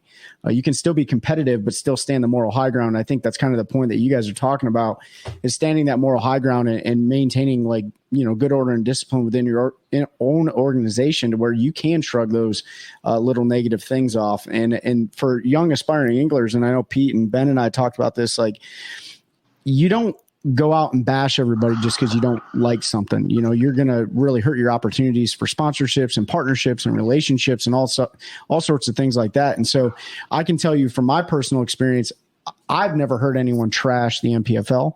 I've heard other people trash things before. And, just from a podcast perspective, it's like, well, I don't really want that person on our show. That's not what we stand for. We're not here to trash anybody. We're here to talk about what you've built. And so that's an important message. Don't be the ugly American, right? So go ahead. We have good anglers who are fiscally responsible, who are not fishing this league because they took the time to pour mouth another organization throughout their conversation and application process. Multiple, and it's that's just, Brad alluded to that a little bit before. Like, if some dude comes in and he starts chirping about another organization and all their faults and failures, they can call up and say, hey, man, I'm mad at the other guys. I don't want to fish here anymore. I want to come fish with you. Like, that's legitimate. But if they're going to spend an hour telling me how bad the other guy is, well, it's only a matter of time until I fail them in some way, and then I become that guy. So the whole thing of the backbiting, all that type of stuff, that goes back to that. We're just too courteous of an industry. Like, we're happy to call people out behind closed doors, off air, everything else. And, I think if I can say that Brad and I continue to mature in this industry, I think we've learned from some of that. Like, there's a lot of that. Like, we get pulled into conversations or whatever, and there's sometimes we'll just turn around and walk away. Like, we're just not going to participate in that stuff, and we're not going to feed into that for the industry. Once again, we don't let it go. You all call us and say, hey, man, what do you think about this guy or whatever? Hey, man, I'd have somebody else on. Here's somebody else's number that's twice as interesting. But I think that stuff's slowly getting cleaned up. Yeah, but let's call it what it is. There's a lot of cowards in this industry, man. Listen, and it's that's just the way it is. Like, people that, if you're not man enough and have the professional courtesy to address things at face value, and you take a backdoor approach to gain a desired outcome from something that you have no business in anyway, like, you're a coward. Right. Like, and there are a lot of people who have no backbone in this industry. That's just the way it is. Like, and listen, I'm all good with that, because I'm going to thrive in that environment if I can get my feet under me and get established. Right. Like, and if that offends you, then we're probably not going to do business together. I'm sorry. You know what I mean? Like, if you can't address that at face value, and anyone, in my opinion, that says that's not true, like, cowardice is a prevailing dominant trait in today's world anyway.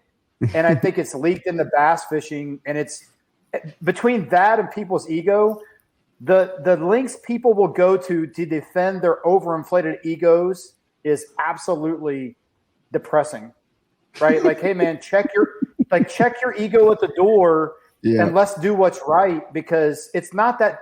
It feels good, man. Like, do it one time. Do the right thing one time, and in spite of your ego, and you'll be amazed at the euphoric high you get from doing good.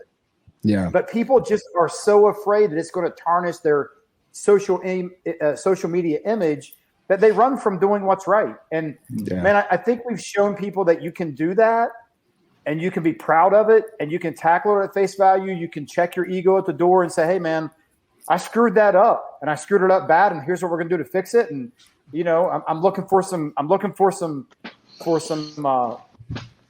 grace here on your behalf to give me a chance to, make it good. And that's the only thing we can do.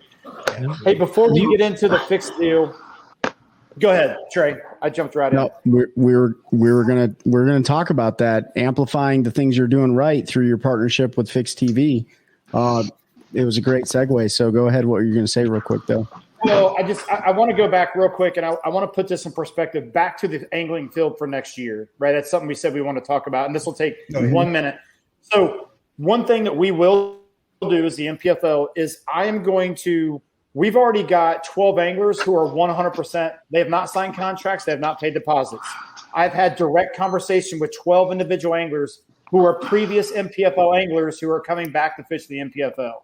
Right. Awesome. So that's 12. Everybody plug 12 into your calculator, the number 12. So I've had conversations, loose conversations with 32 other, but not all have fished the MPFL, but they were people we spoke to, and they could not make it happen on their end as far as whether they fished with us or not. So that number is 32 that are strong possibilities. 44 and 76 is what? What has it been? 120. 120. So we're at 120 without even opening up an application process. Yeah. Now let's be realist here. Of the 75, let's call it 76 we started with, I know that I'm probably going to lose at least 20 of those guys, just being realistic, at least 20, right? So now I'm up. I need 30 anglers to fill the field before I ever open the application process. And let's say that of the 44 we had, not all those guys actually pan out. Let's say only like, I don't know, let's say 30 of them do. So 14. So right now the NPFL needs 44 anglers. 44 anglers is what I have. Right. So what I'm trying to paint the picture for here is, man, I probably got 60 emails in my inbox right now of guys like, you have to let me in the NPFL. It's my destiny. You know, all the stars are aligned. You know what I mean? Like, I won the lottery. Please let me in. Guys, we're not going to have a problem filling the field next year. I feel really, really strongly about that with needing what we need. So then it goes into, if we have a waiting list, what that looks like. How do you do that? We're going to start making some announcements and putting it open. We'll open the application process about 1 August. Here's the reality of where we're at in the fishing. I would love to have my schedule done before I open up the application process. The timing of when we have to have anglers in and the schedule out, it just doesn't line up. Listen, it's no secret. I don't want to compete with viewership for the elites. It's viewership suicide to try to do that, right? Mm-hmm. So I would like to stay off the elites as much as possible. Guess what? Chase doesn't call me and give me their schedule in advance, right? So we have to loosely make our schedule. We've got a bunch of good venues on the hook, so we know roughly where we're going and we know when we're going, but we're not going to have dates nailed down until after some other things come out in the industry and we get a hold of those. So I know that's something you'd ask me to cover. 1 August application process turned on. We will let the public know how many anglers we need based on who we already have signed up. But we owe it to those guys who were here with us early on. Let me put it this way. We owe it to some of those guys who were already with us in year 1 and 2 to give them a chance to come back. And we're willing to do that. So yeah, but I mean, even though you're not publishing the schedule won't line up with the angler roster unless you go out to like Lake Mead or the California Delta or something like that. Like, it's pretty what's the word I'm looking for? Everyone can make a pretty good prediction on where they're going to start fishing and where they're going to end up fishing. Is that not accurate?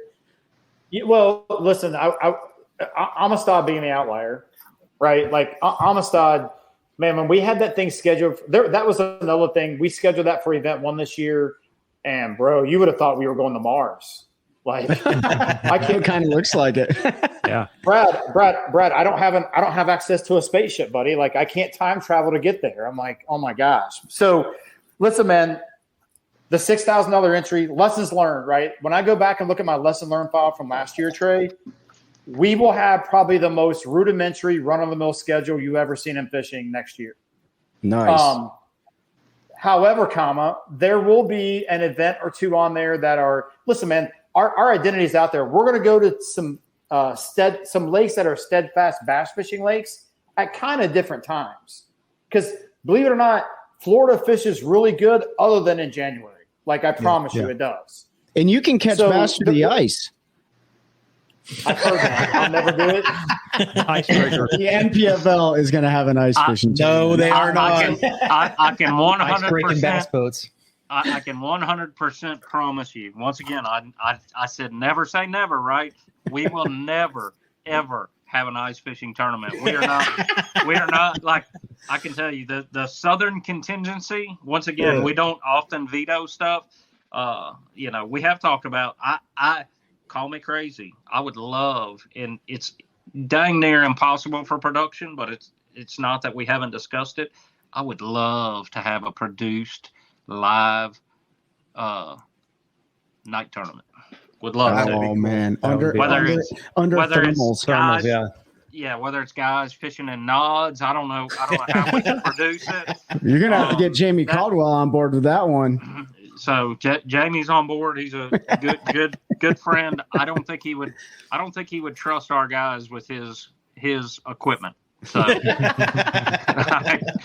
could just. But once again, these are the crazy outside the box conversations that we have in relation to it. You would be surprised. You mentioned like guys, as long as we're not going to California, man, we want to go to California someday. We promised a lot of Western anglers like Jake Boomer and Bryant Smith we would do it. It's still on the to-do list, and we will. Like when we're not allowed to discuss politics, so that won't come into it. But when the water, the time, when all the stars align to where it makes sense for those guys, we're gonna go west, and when we do, we'll call out there to Wild West and One and all those guys, and make sure we reach out and say, hey guys, hat in hand, we're coming out your way to kind of help. How can we help y'all's platforms? If we can, we don't think for a minute that we can go in and like improve somebody else's environment or their lifestyle for what they do, because they're pretty daggum good at what they do out west. But we definitely want to help bridge that gap if possible. I can probably tell you it's not going to happen for 2024. That being said, you would be amazed at how many guys are particular about one lake, like Brad was talking about with Amistad. And sometimes it's not even related to the proximity of the lake. Sometimes it's, I promise you, if we put, and I'm not poor mouthing bass, I'm not poor mouthing Orange, Texas. I would love to go there sometime, but I'm not putting the Sabine on the schedule for 2020. Thank God. Thank you. Oh, thank you. That is my least favorite event. Look, man, I would love to go to Three Rivers. I would love to go to the Ohio River. But Brad, would you like it? I'm take fishing off the table, bro. Take the fishery off the table. Would you like it if we had an event, 13 miles from your house on the Ohio River? Oh my God, yeah, dude. Like it'd be pretty awesome. So we do take fishing into consideration, but when you look at the success that we've had with events like Wright Patman, Saginaw Bay, we're fixing to go to Saginaw Bay, and it is going to be a show. If there's ever an event that I can put out there to tell somebody you're going to want to come see this event, Saginaw Bay this year. We're weighing in downtown Bay City. Got a great setup right on the river. It is going to be a little non-traditional. Can we talk about the format, Brad? Change? Yeah. Yep. So the city being downtown on the river, they've asked us not to do a trailered weigh-in. So these guys will be walking up. That will not be a trailered weigh-in for Saginaw Bay. I don't think it's going to diminish the production any. At the same time, they're having a summer concert series going on. Friday night, Saginaw Bay, we're going to have 38 Special playing immediately following the weigh-in. I'm sorry. Did I say Friday night? Friday night is 38 Special. Saturday night's a band called Here Come the Mummies. There's bands from Wednesday through Sunday. So it'll be a big show and a big party. And Saginaw did a great job of rolling out the red carpet for us last year. So we are extremely, extremely pumped about that one. Every organization's going to Eufaula, Oklahoma this year, and we're looking forward to our chance. I think we're the last event out there. So that they will have worked all the bugs out on their side logistically and everything, and we're looking for a great event there, and then finishing here. And I know that y'all are like, all of you, with the exception of Pete. Pete may be like 6 hours, but all of you are in close enough proximity that you can come down and have a, not to throw you under the bus, but you can have a live OneCast edition live from the Lake Lanier event in October. Yeah, I forgot you guys were going to Lanier. I think we're going to plan. I'm going to plan to come down. It's close enough. Y'all just let me know if we need to get you a tackle set up to help you pay for some gas or whatever. Like we'll work with you how we can. But the last three events, the first three events have been really, really good. The last three are going to be good. And as rudimentary as the schedule looks like next year, it's going to continue to just get tougher and tougher to fish in the NPFL, fish against these guys on all these lakes. Mm-hmm. That's awesome. Yeah, I think. I'm planning now. Yeah, I forgot about Lanier in October. So I was trying to plan when I was going to be able to make it to one, and I'll definitely be down for that. I just brought up the schedule here to remind myself of the dates to see which one I can get to. Yeah. If you're coming down, Trey weaseled out on us.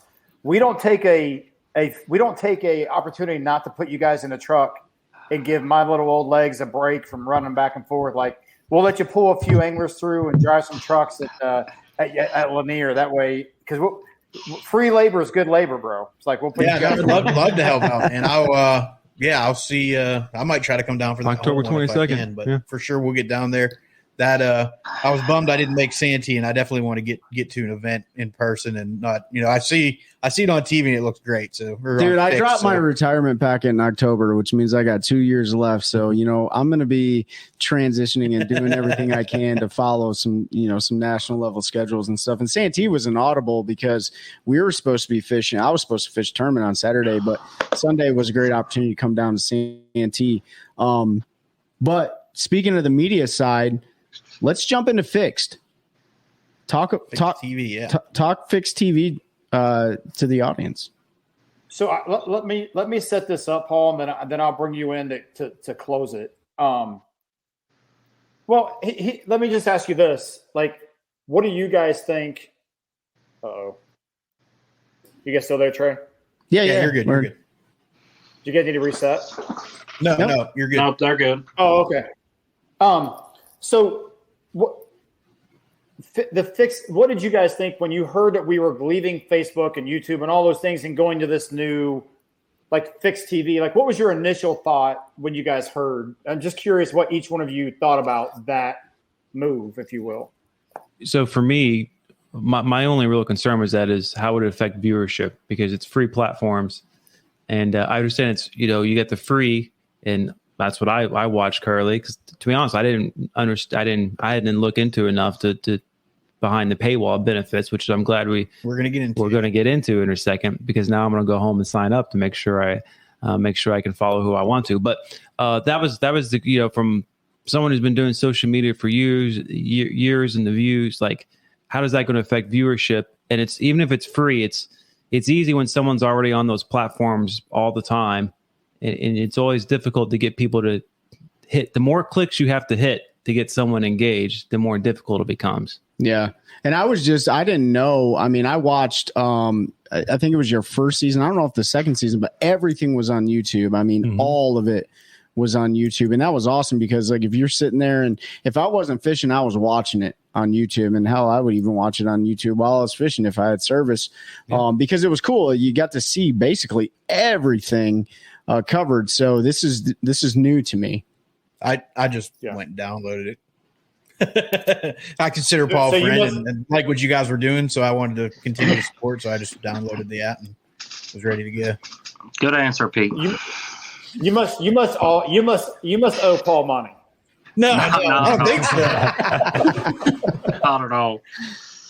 No, so you're right, man. So the my big concerns were change equals volatility, right? And volatility usually is not good for a business as a startup. Like we're still a startup. Like I use that term with investors and in our meetings. Like we're a maturing startup, right? So the thing that was so frustrating about the Facebook part of what we were doing was I felt like we were giving something to Facebook for free that I felt like they should have been paying us for. And the reality of it is like thousands of hours of view time. And guess what we got for that? Absolutely nothing. Yep. Right. Really? Now, when I go to a sponsor and I say, oh, look at all this great, they didn't care. Like Progressive never said, hey, let me see your face, how many hours of view time you have on Facebook. They didn't care. When it went to overall viewership, yes, it was something that was factored in. But here's a little secret.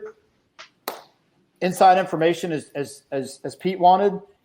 Bro, we're here for the long burn. We're not here for the instant gratification of what it is right now. I'm here to build something to have a strong presence on the platform I want to be on 10 years from now. Yep.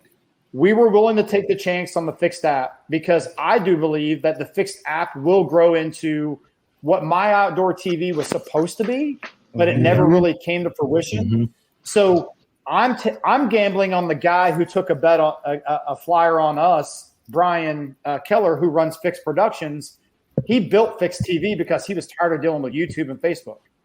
So we're all in with Fixed TV because The platform is available on Roku. It's available on the Amazon Fire Stick. It's available on Apple TV. Any streaming service, you can download the app and use it just like another app on your TV, just like YouTube or whatever. But the content isn't as parsed. So we were getting crushed on YouTube because we had 6 hours of viewership, 6-hour videos up there. Well, hell, if someone watched for 2 hours, that was only 30% viewership. So we were getting crushed in the algorithm, and you couldn't find us on YouTube unless you put in the National Professional Fishing League. We would never be in a For You to view because we didn't have the right algorithms in there. We would have to have somebody watch 5 hours and 59 minutes of a 6-hour video to do that. Did you know that we were also streaming on Twitch at the same time? I didn't know that. No. Yeah. So that went nowhere. Turns out Twitch people aren't really big outdoorsmen. I never even heard of Twitch. It's a video game thing. Yeah, they're trying to expand out, but yeah. I didn't know we were on Twitch. Well, there you go. Yeah. So, man, it was a super tough decision. But when we really sat down and thought about it and talking to Brian Keller up at the Real Shot and the Fixed TV, like we're betting on us, man. We're betting on the fact that it's a great platform. And if people will just give it a chance, and I want Paul to kind of walk through, he does a really good job of breaking it down in caveman terms on why it is a good thing. You know what I mean? But go ahead, Benson. So there is a paywall, Fixed TV.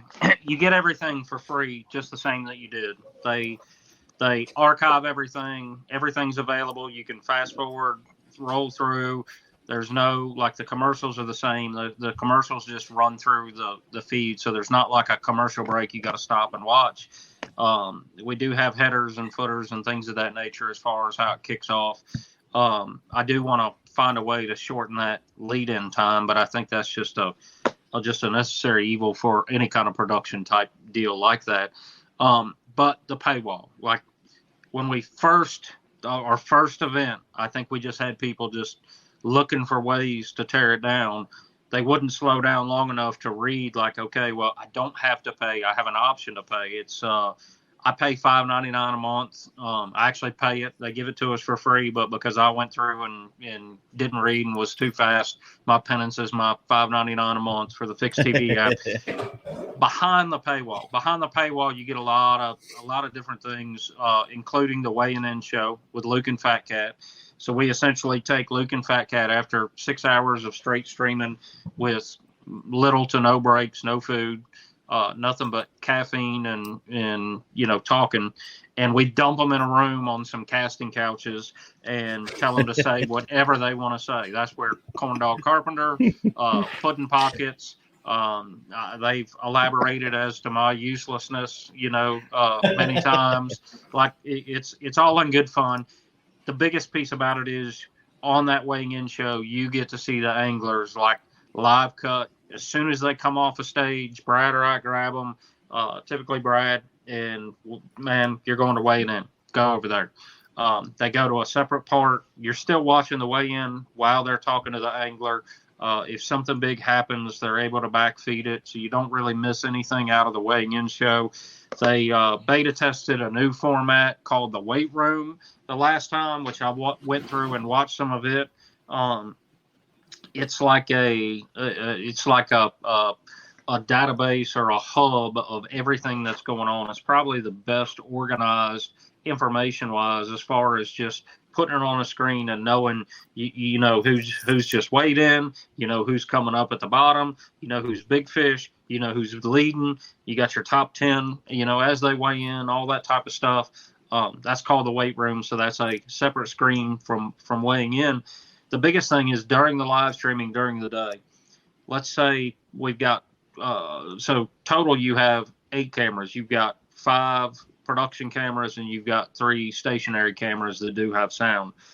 Whoever has a camera, when you're behind the paywall, let's say Brandon Perkins has a stationary camera all day, you can choose to watch Brandon Perkins. When Brandon was doing his thing on Pickwick, you could go behind the paywall and you didn't have to go through the production side of what we were doing, and you literally just watch Brandon fish. The only time they turn those cameras off, I think, are restroom breaks or like if there's an emergency type situation or something like that.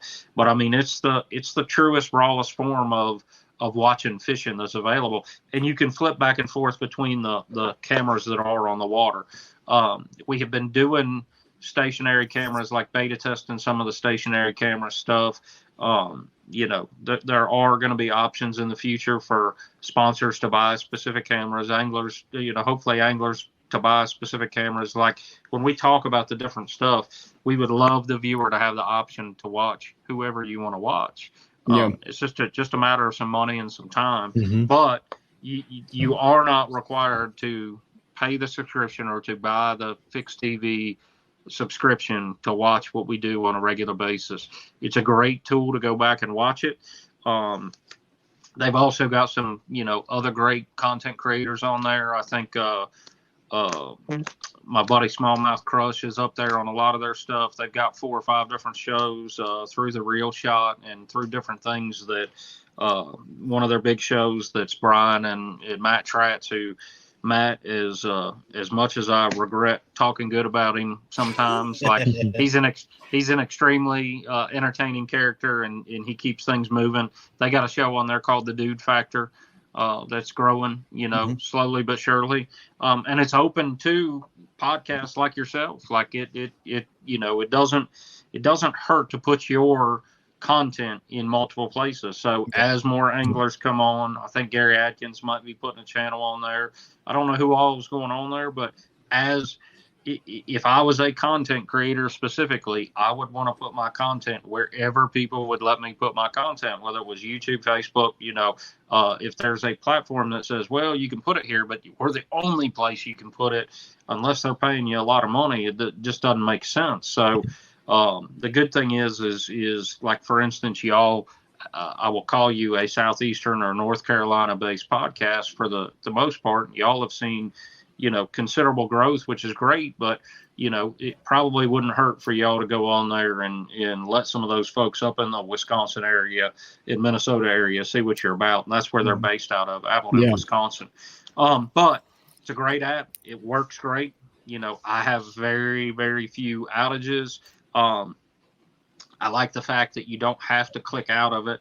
And this is whether you're on the free side or the paywall. If I'm watching it and I got to take a phone call or I got to answer an email or something else, like, you can minimize it, still hear what's going on, and still have it on your screen on your phone. It's very, very user friendly.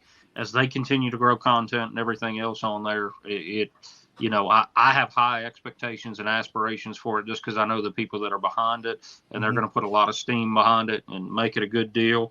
In relation to the viewership loss or anything of that nature, it's been a blip. It's almost like when we went from year 1 to year 2, we went from 3 days of live coverage to 2 days of live coverage, and man, everybody's head exploded, and we actually got more viewership with 2 days of coverage than we did with 3 days of coverage, because we all know, like, it's tough. I appreciate anybody that gives me 10 minutes of their day to watch what we're doing, because it's a lot to keep up with. The Fix app does organize it, pretty easily, to where you just go to Fix, scroll down to NPFL, and you can go through and click on whatever you want to go through. Another resource that we cannot, man, Brad, I'm glad I just thought of this, and my ADD kicks up and I go 100 different directions. One of the partners that helps us, who is kind of an unsung hero, he's a huge fan of fishing. He follows bass, he follows MLF. It's a guy named Ray Otterson, Pro Sites. He runs our website. One of our most undervalued assets is the website. Like, if there's something you want to know or want to see and you're trying to play catch up, the blogs are written very well, by our blog guy. I think I'm supposed to keep him as a ghostwriter.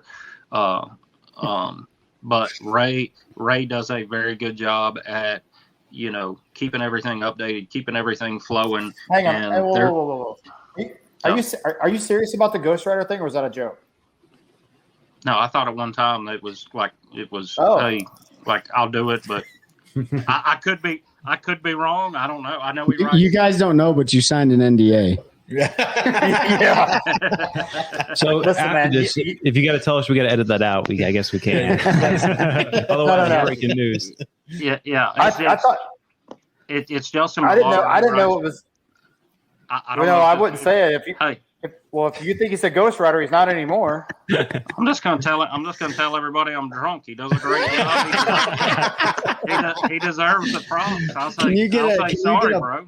Can you get a podcast under the influence charge? Yeah. No, but No. I've tested those pounds before.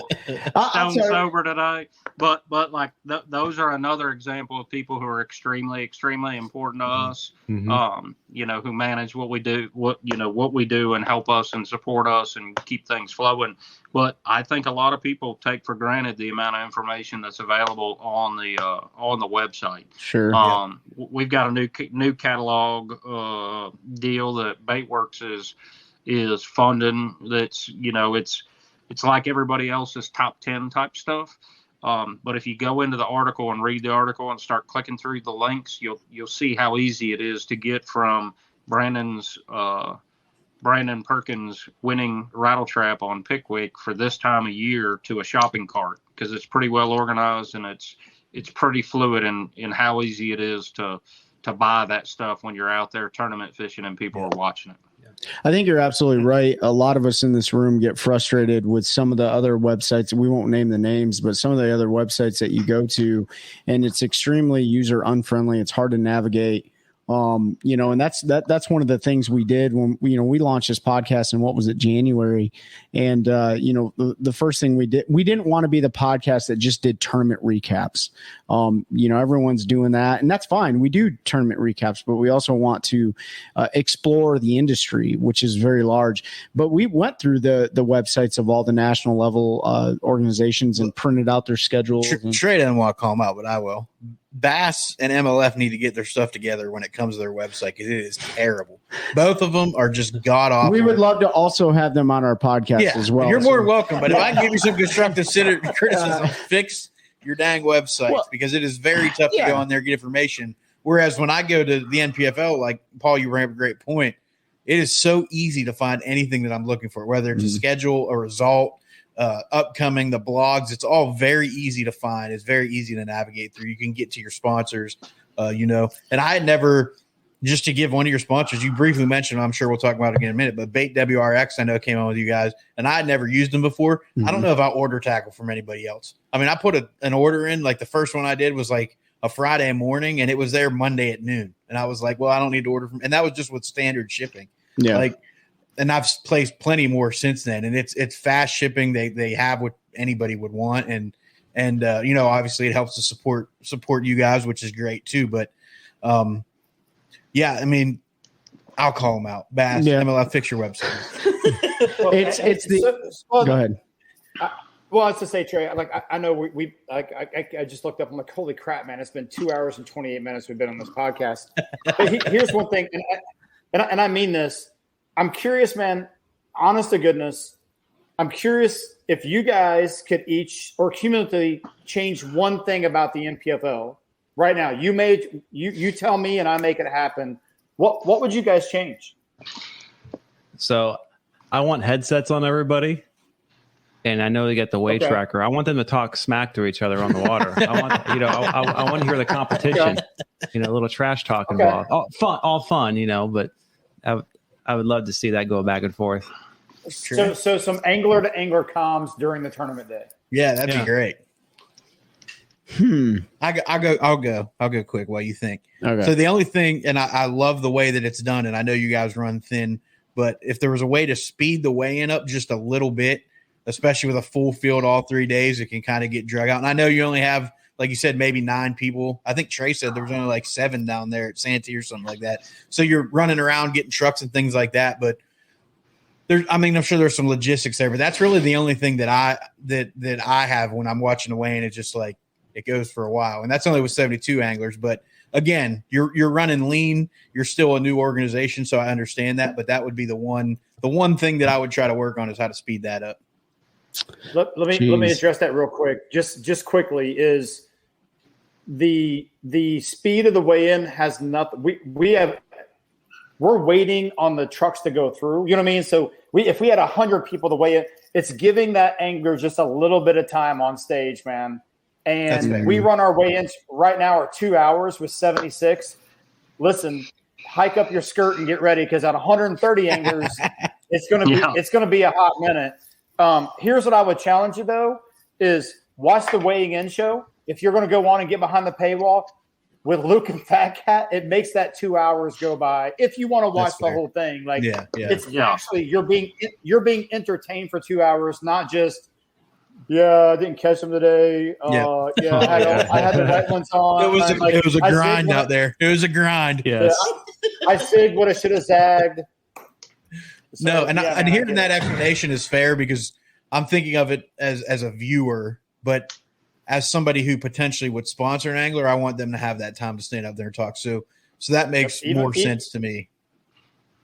From a logistical standpoint, we look at a 90-second clock on every angler that comes across, and you've got Brad and I can each name 5 anglers who are going to be, they're not going to be 90 seconds. They're going to be a minute 45 or a minute 50. Like we know who they are, and we also know anglers who are going to take 18 seconds.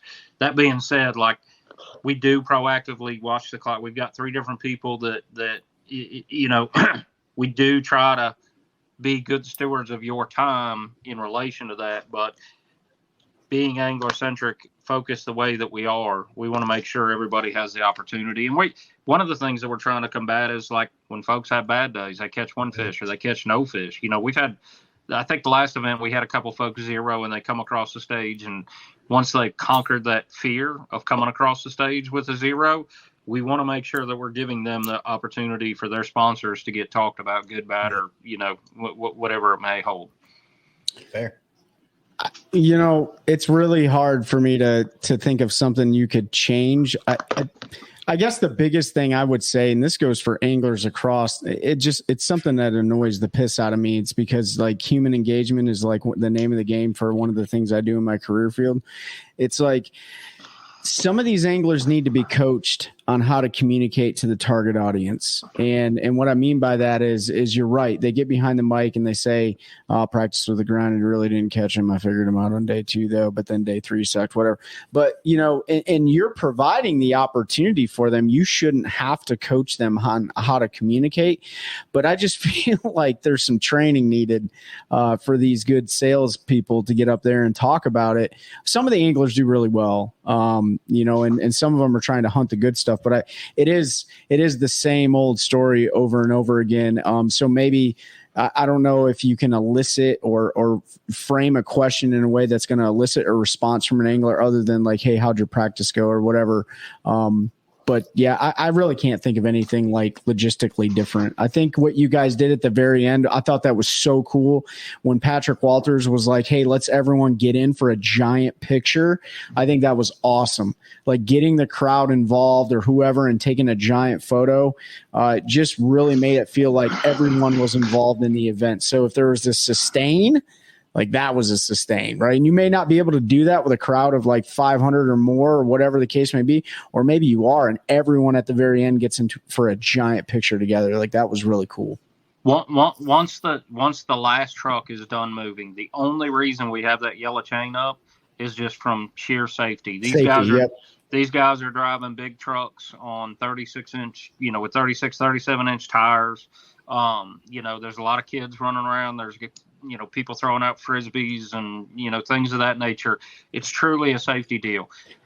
I can honestly say since, with the exception of Watts Bar, because I had to leave Watts Bar before we crowned Patrick the champ there, I can honestly say every event since then, as soon as that final truck is parked in front of the stage, one of the first things we do is drop that chain. And I'd like everybody to know, and Trey, you got to see it firsthand, but man, there's really not an off limits area. Like the bump station is the bump station is off limits, and behind that yellow chain as the trucks are moving.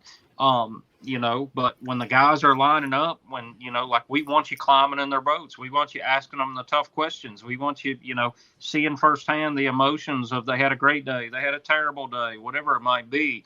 One of the biggest struggles that I think we face in the industry is we do a horrible job of showing what it actually is, whether it's getting sponsors, whether it's, the travel, the headaches of travel, everything, whatever it might be. We've had guys get hit and trailers tore up, trucks tore up, whatever it might be.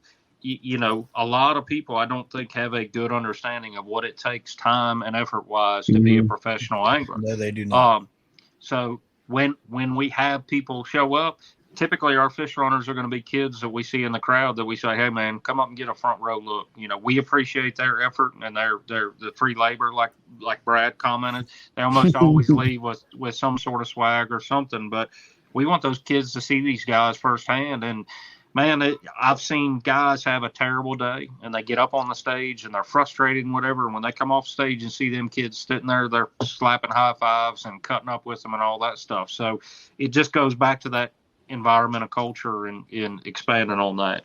But I know we've been going for a long time. I do want to say one more sustain is the community outreach programs that you guys run prior to the event kicking off. I think that's an amazing thing. I know there's anglers out there that do lake cleanup sponsored by like AFTCO and stuff like that. But what you guys did previous to the event or before the event kicks off is an awesome deal. I don't know if you guys do this, and I know that we do this at like even the local level here, is we get the conservationists, like the biologists and stuff, out at the fisheries to take DNA samples, to tag fish and stuff like that. Conservation and education on those fish release boats, where a conservation officer or somebody can get up there and actually educate these kids and be involved in it. I don't know if you do that, but that is definitely an opportunity if possible. We ask. I think we had it at Hartwell. I think we've had it a couple, maybe Hartwell, Grand. We ask like we really went hard in the paint to ask biologists in Texas. The biggest issue is they're undermanned, understaffed, and underfinanced. If we know somebody, we'd love it. We would absolutely love to have it anywhere. Because we're all about that. Typically, when we invite local law enforcement, fire, like any kind of first responders to come out, hang out, if they have any kind of public outreach, in relation to the weigh-ins. And then on top of that, we reach out to DNR and all those folks. The minute we get to town, we reach out to DNR and explain our ruling for what happens. Because if our guys get a ticket, doesn't matter what it's for. If they get a ticket, they're DQ'd, so it's a pretty stout and stiff rule on the conservation end. We've seen our best year for fish care so far. We were a little bit, we carried year 1 and year 2, we carried a 1 pound penalty for a dead fish. We circled the wagon with the anglers, listened to input. We gave them very vehement instruction that if fish care declined, by us reducing the penalty, we would go right back to a pound in a heartbeat. We take fish conservation and fish care really, really seriously. That being said, we would like to, and I've asked this question in some different locales and different areas. I think the problem is you get the biologists and conservation on one side, and then you get DNR law enforcement on the other. And I think sometimes in some areas it's just hard to get these folks. Sure. In a perfect world, give me the keys to the castle, give me the keys to the checkbook, and I would like to see us do a stocking program in relation to the amount of fish that we catch. Say we catch 680 fish over the 3 days of competition. I'd love to put 1,800, fingerlings back in, or whatever. I don't want to misuse terminology or whatever, but these are things that we discuss and that we want to get into. We got to have money. We got to have capital. Sure. And we have a lot of very, very good sponsors. We talked about Progressive. We talked about the Bass Tank, Baitworks, Black Rifle Coffee, Epic Baits out of Texas, phenomenal sponsor of ours. All these folks that are vested in us, we're still a little light on the load in the endemic side of what we do. It has been surprising in relation to the product that we put out and the delay that the standard endemic sponsorship has taken to get on board with us, it has been a little bit surprising. Now, that being said, we have good conversations. Everybody says we'd love to. I think there are contracts being worked out, different things, different budgets. You have a lot of people at the higher end of a lot of these endemic companies out there. There's a lot of turnover, on the top level, things of that nature. I think it'll all settle out, and I think we'll get some more support. But if I had a gripe, industry wise, it would be, I want to be real careful how I word this. But the lack of support from the endemic sponsors who are not partnered with us or who are not giving us the opportunity is pretty surprising. So, Well, hopefully the conditions are set in the future as you guys continue building your organization, building that culture, and hopefully the adage is true: if you build it, they will come. And if you ever get North Carolina on the schedule, we got the contacts to get you the keys. For anything that you would want conservation wise, and would throw full support because that it's important to them. So I'll be happier if we make it without the folks that aren't supporting us now. I will be, because we'll grow the industry through other means and other avenues. And when they come out and they say, "Hey guys, y'all built the best thing going, we want in," I will gladly tell them to pound sand, get out of here, all due respect, go away, That being said, there are a lot of companies just stretched thin. There are a lot of companies who, are saying the right things. And I think we're going to knock a few more down in the next couple years as other contracts expire and things of that nature. But we truly want to be good stewards for the anglers. So we're going to pick sponsors we want to partner with who are going to take care of our angler field. And we want to pick, locations that we're going to go to who are also going to take care of our angler field. And I can tell you, with the exception of one, and even that one, like when we got to the root of the boots on the ground, those people wound up rolling out the red carpet for us. It all comes with hurdles, but man, every place we go, Clarendon County was just phenomenal for us. If there's a tournament out there thinking about going somewhere, right now, South Carolina's tough to beat. Texas, the folks at Wright Patman, man, they are unreal, phenomenal what they've done for us. I can't wait to give Bay City another shot, because I think that the people that are involved this year are going to make it a tremendous event. And I gain more and more hope for the industry as a whole as I get to deal with these people. When we went to Saginaw Bay last year, man, you go up there fishing, y'all are a fishing tournament, and they're talking to you for 5 minutes before you say, whoa, we're fishing for smallmouths. Bass? What do you want to do that for? We got walleye. It's one of the greatest bass fisheries in the world, and those people don't care. So, when we go into these areas and we're taking shots on places, and we'll pick some bad ones. We'll pick some areas that get kind of tough or get kind of rough. I doubt that we schedule Cumberland in February or March, or too early of March, anytime in the near future. And it was a great location, just bad weather. It was an uncontrollable that did that.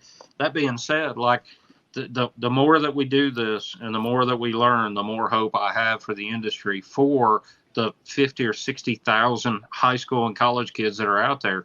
To come full circle in the conversation, you were talking about, evolution and where we go. Prior to us, there were 500 spots in professional fishing. Even with us, and if you add the West Coast, you might be pushing 650 spots in professional fishing. And you got 50,000 kids. The number that I got from Gary Mason 4 years ago was 40. So I'm just using a loose round number. If somebody's got an exact number of how many high school and college kids are fishing today, we'd love to have that on the OneCast podcast. That'd be an interesting trivia question. It would be for somebody to cram up. But, a lot of the guys that are occupying those 650 spots aren't going anywhere anytime soon. All right. Truth be told, if we want to grow this industry and we want to do this, I'm not trying to get blood out of a turnip, but some of these organizations need to rethink the distribution of what they're doing in relation to being good stewards for their customer base, their clientels. because it will change on the bigger side for some of the motor companies or boat manufacturers or things of that nature. We're going to continue to put out a good product.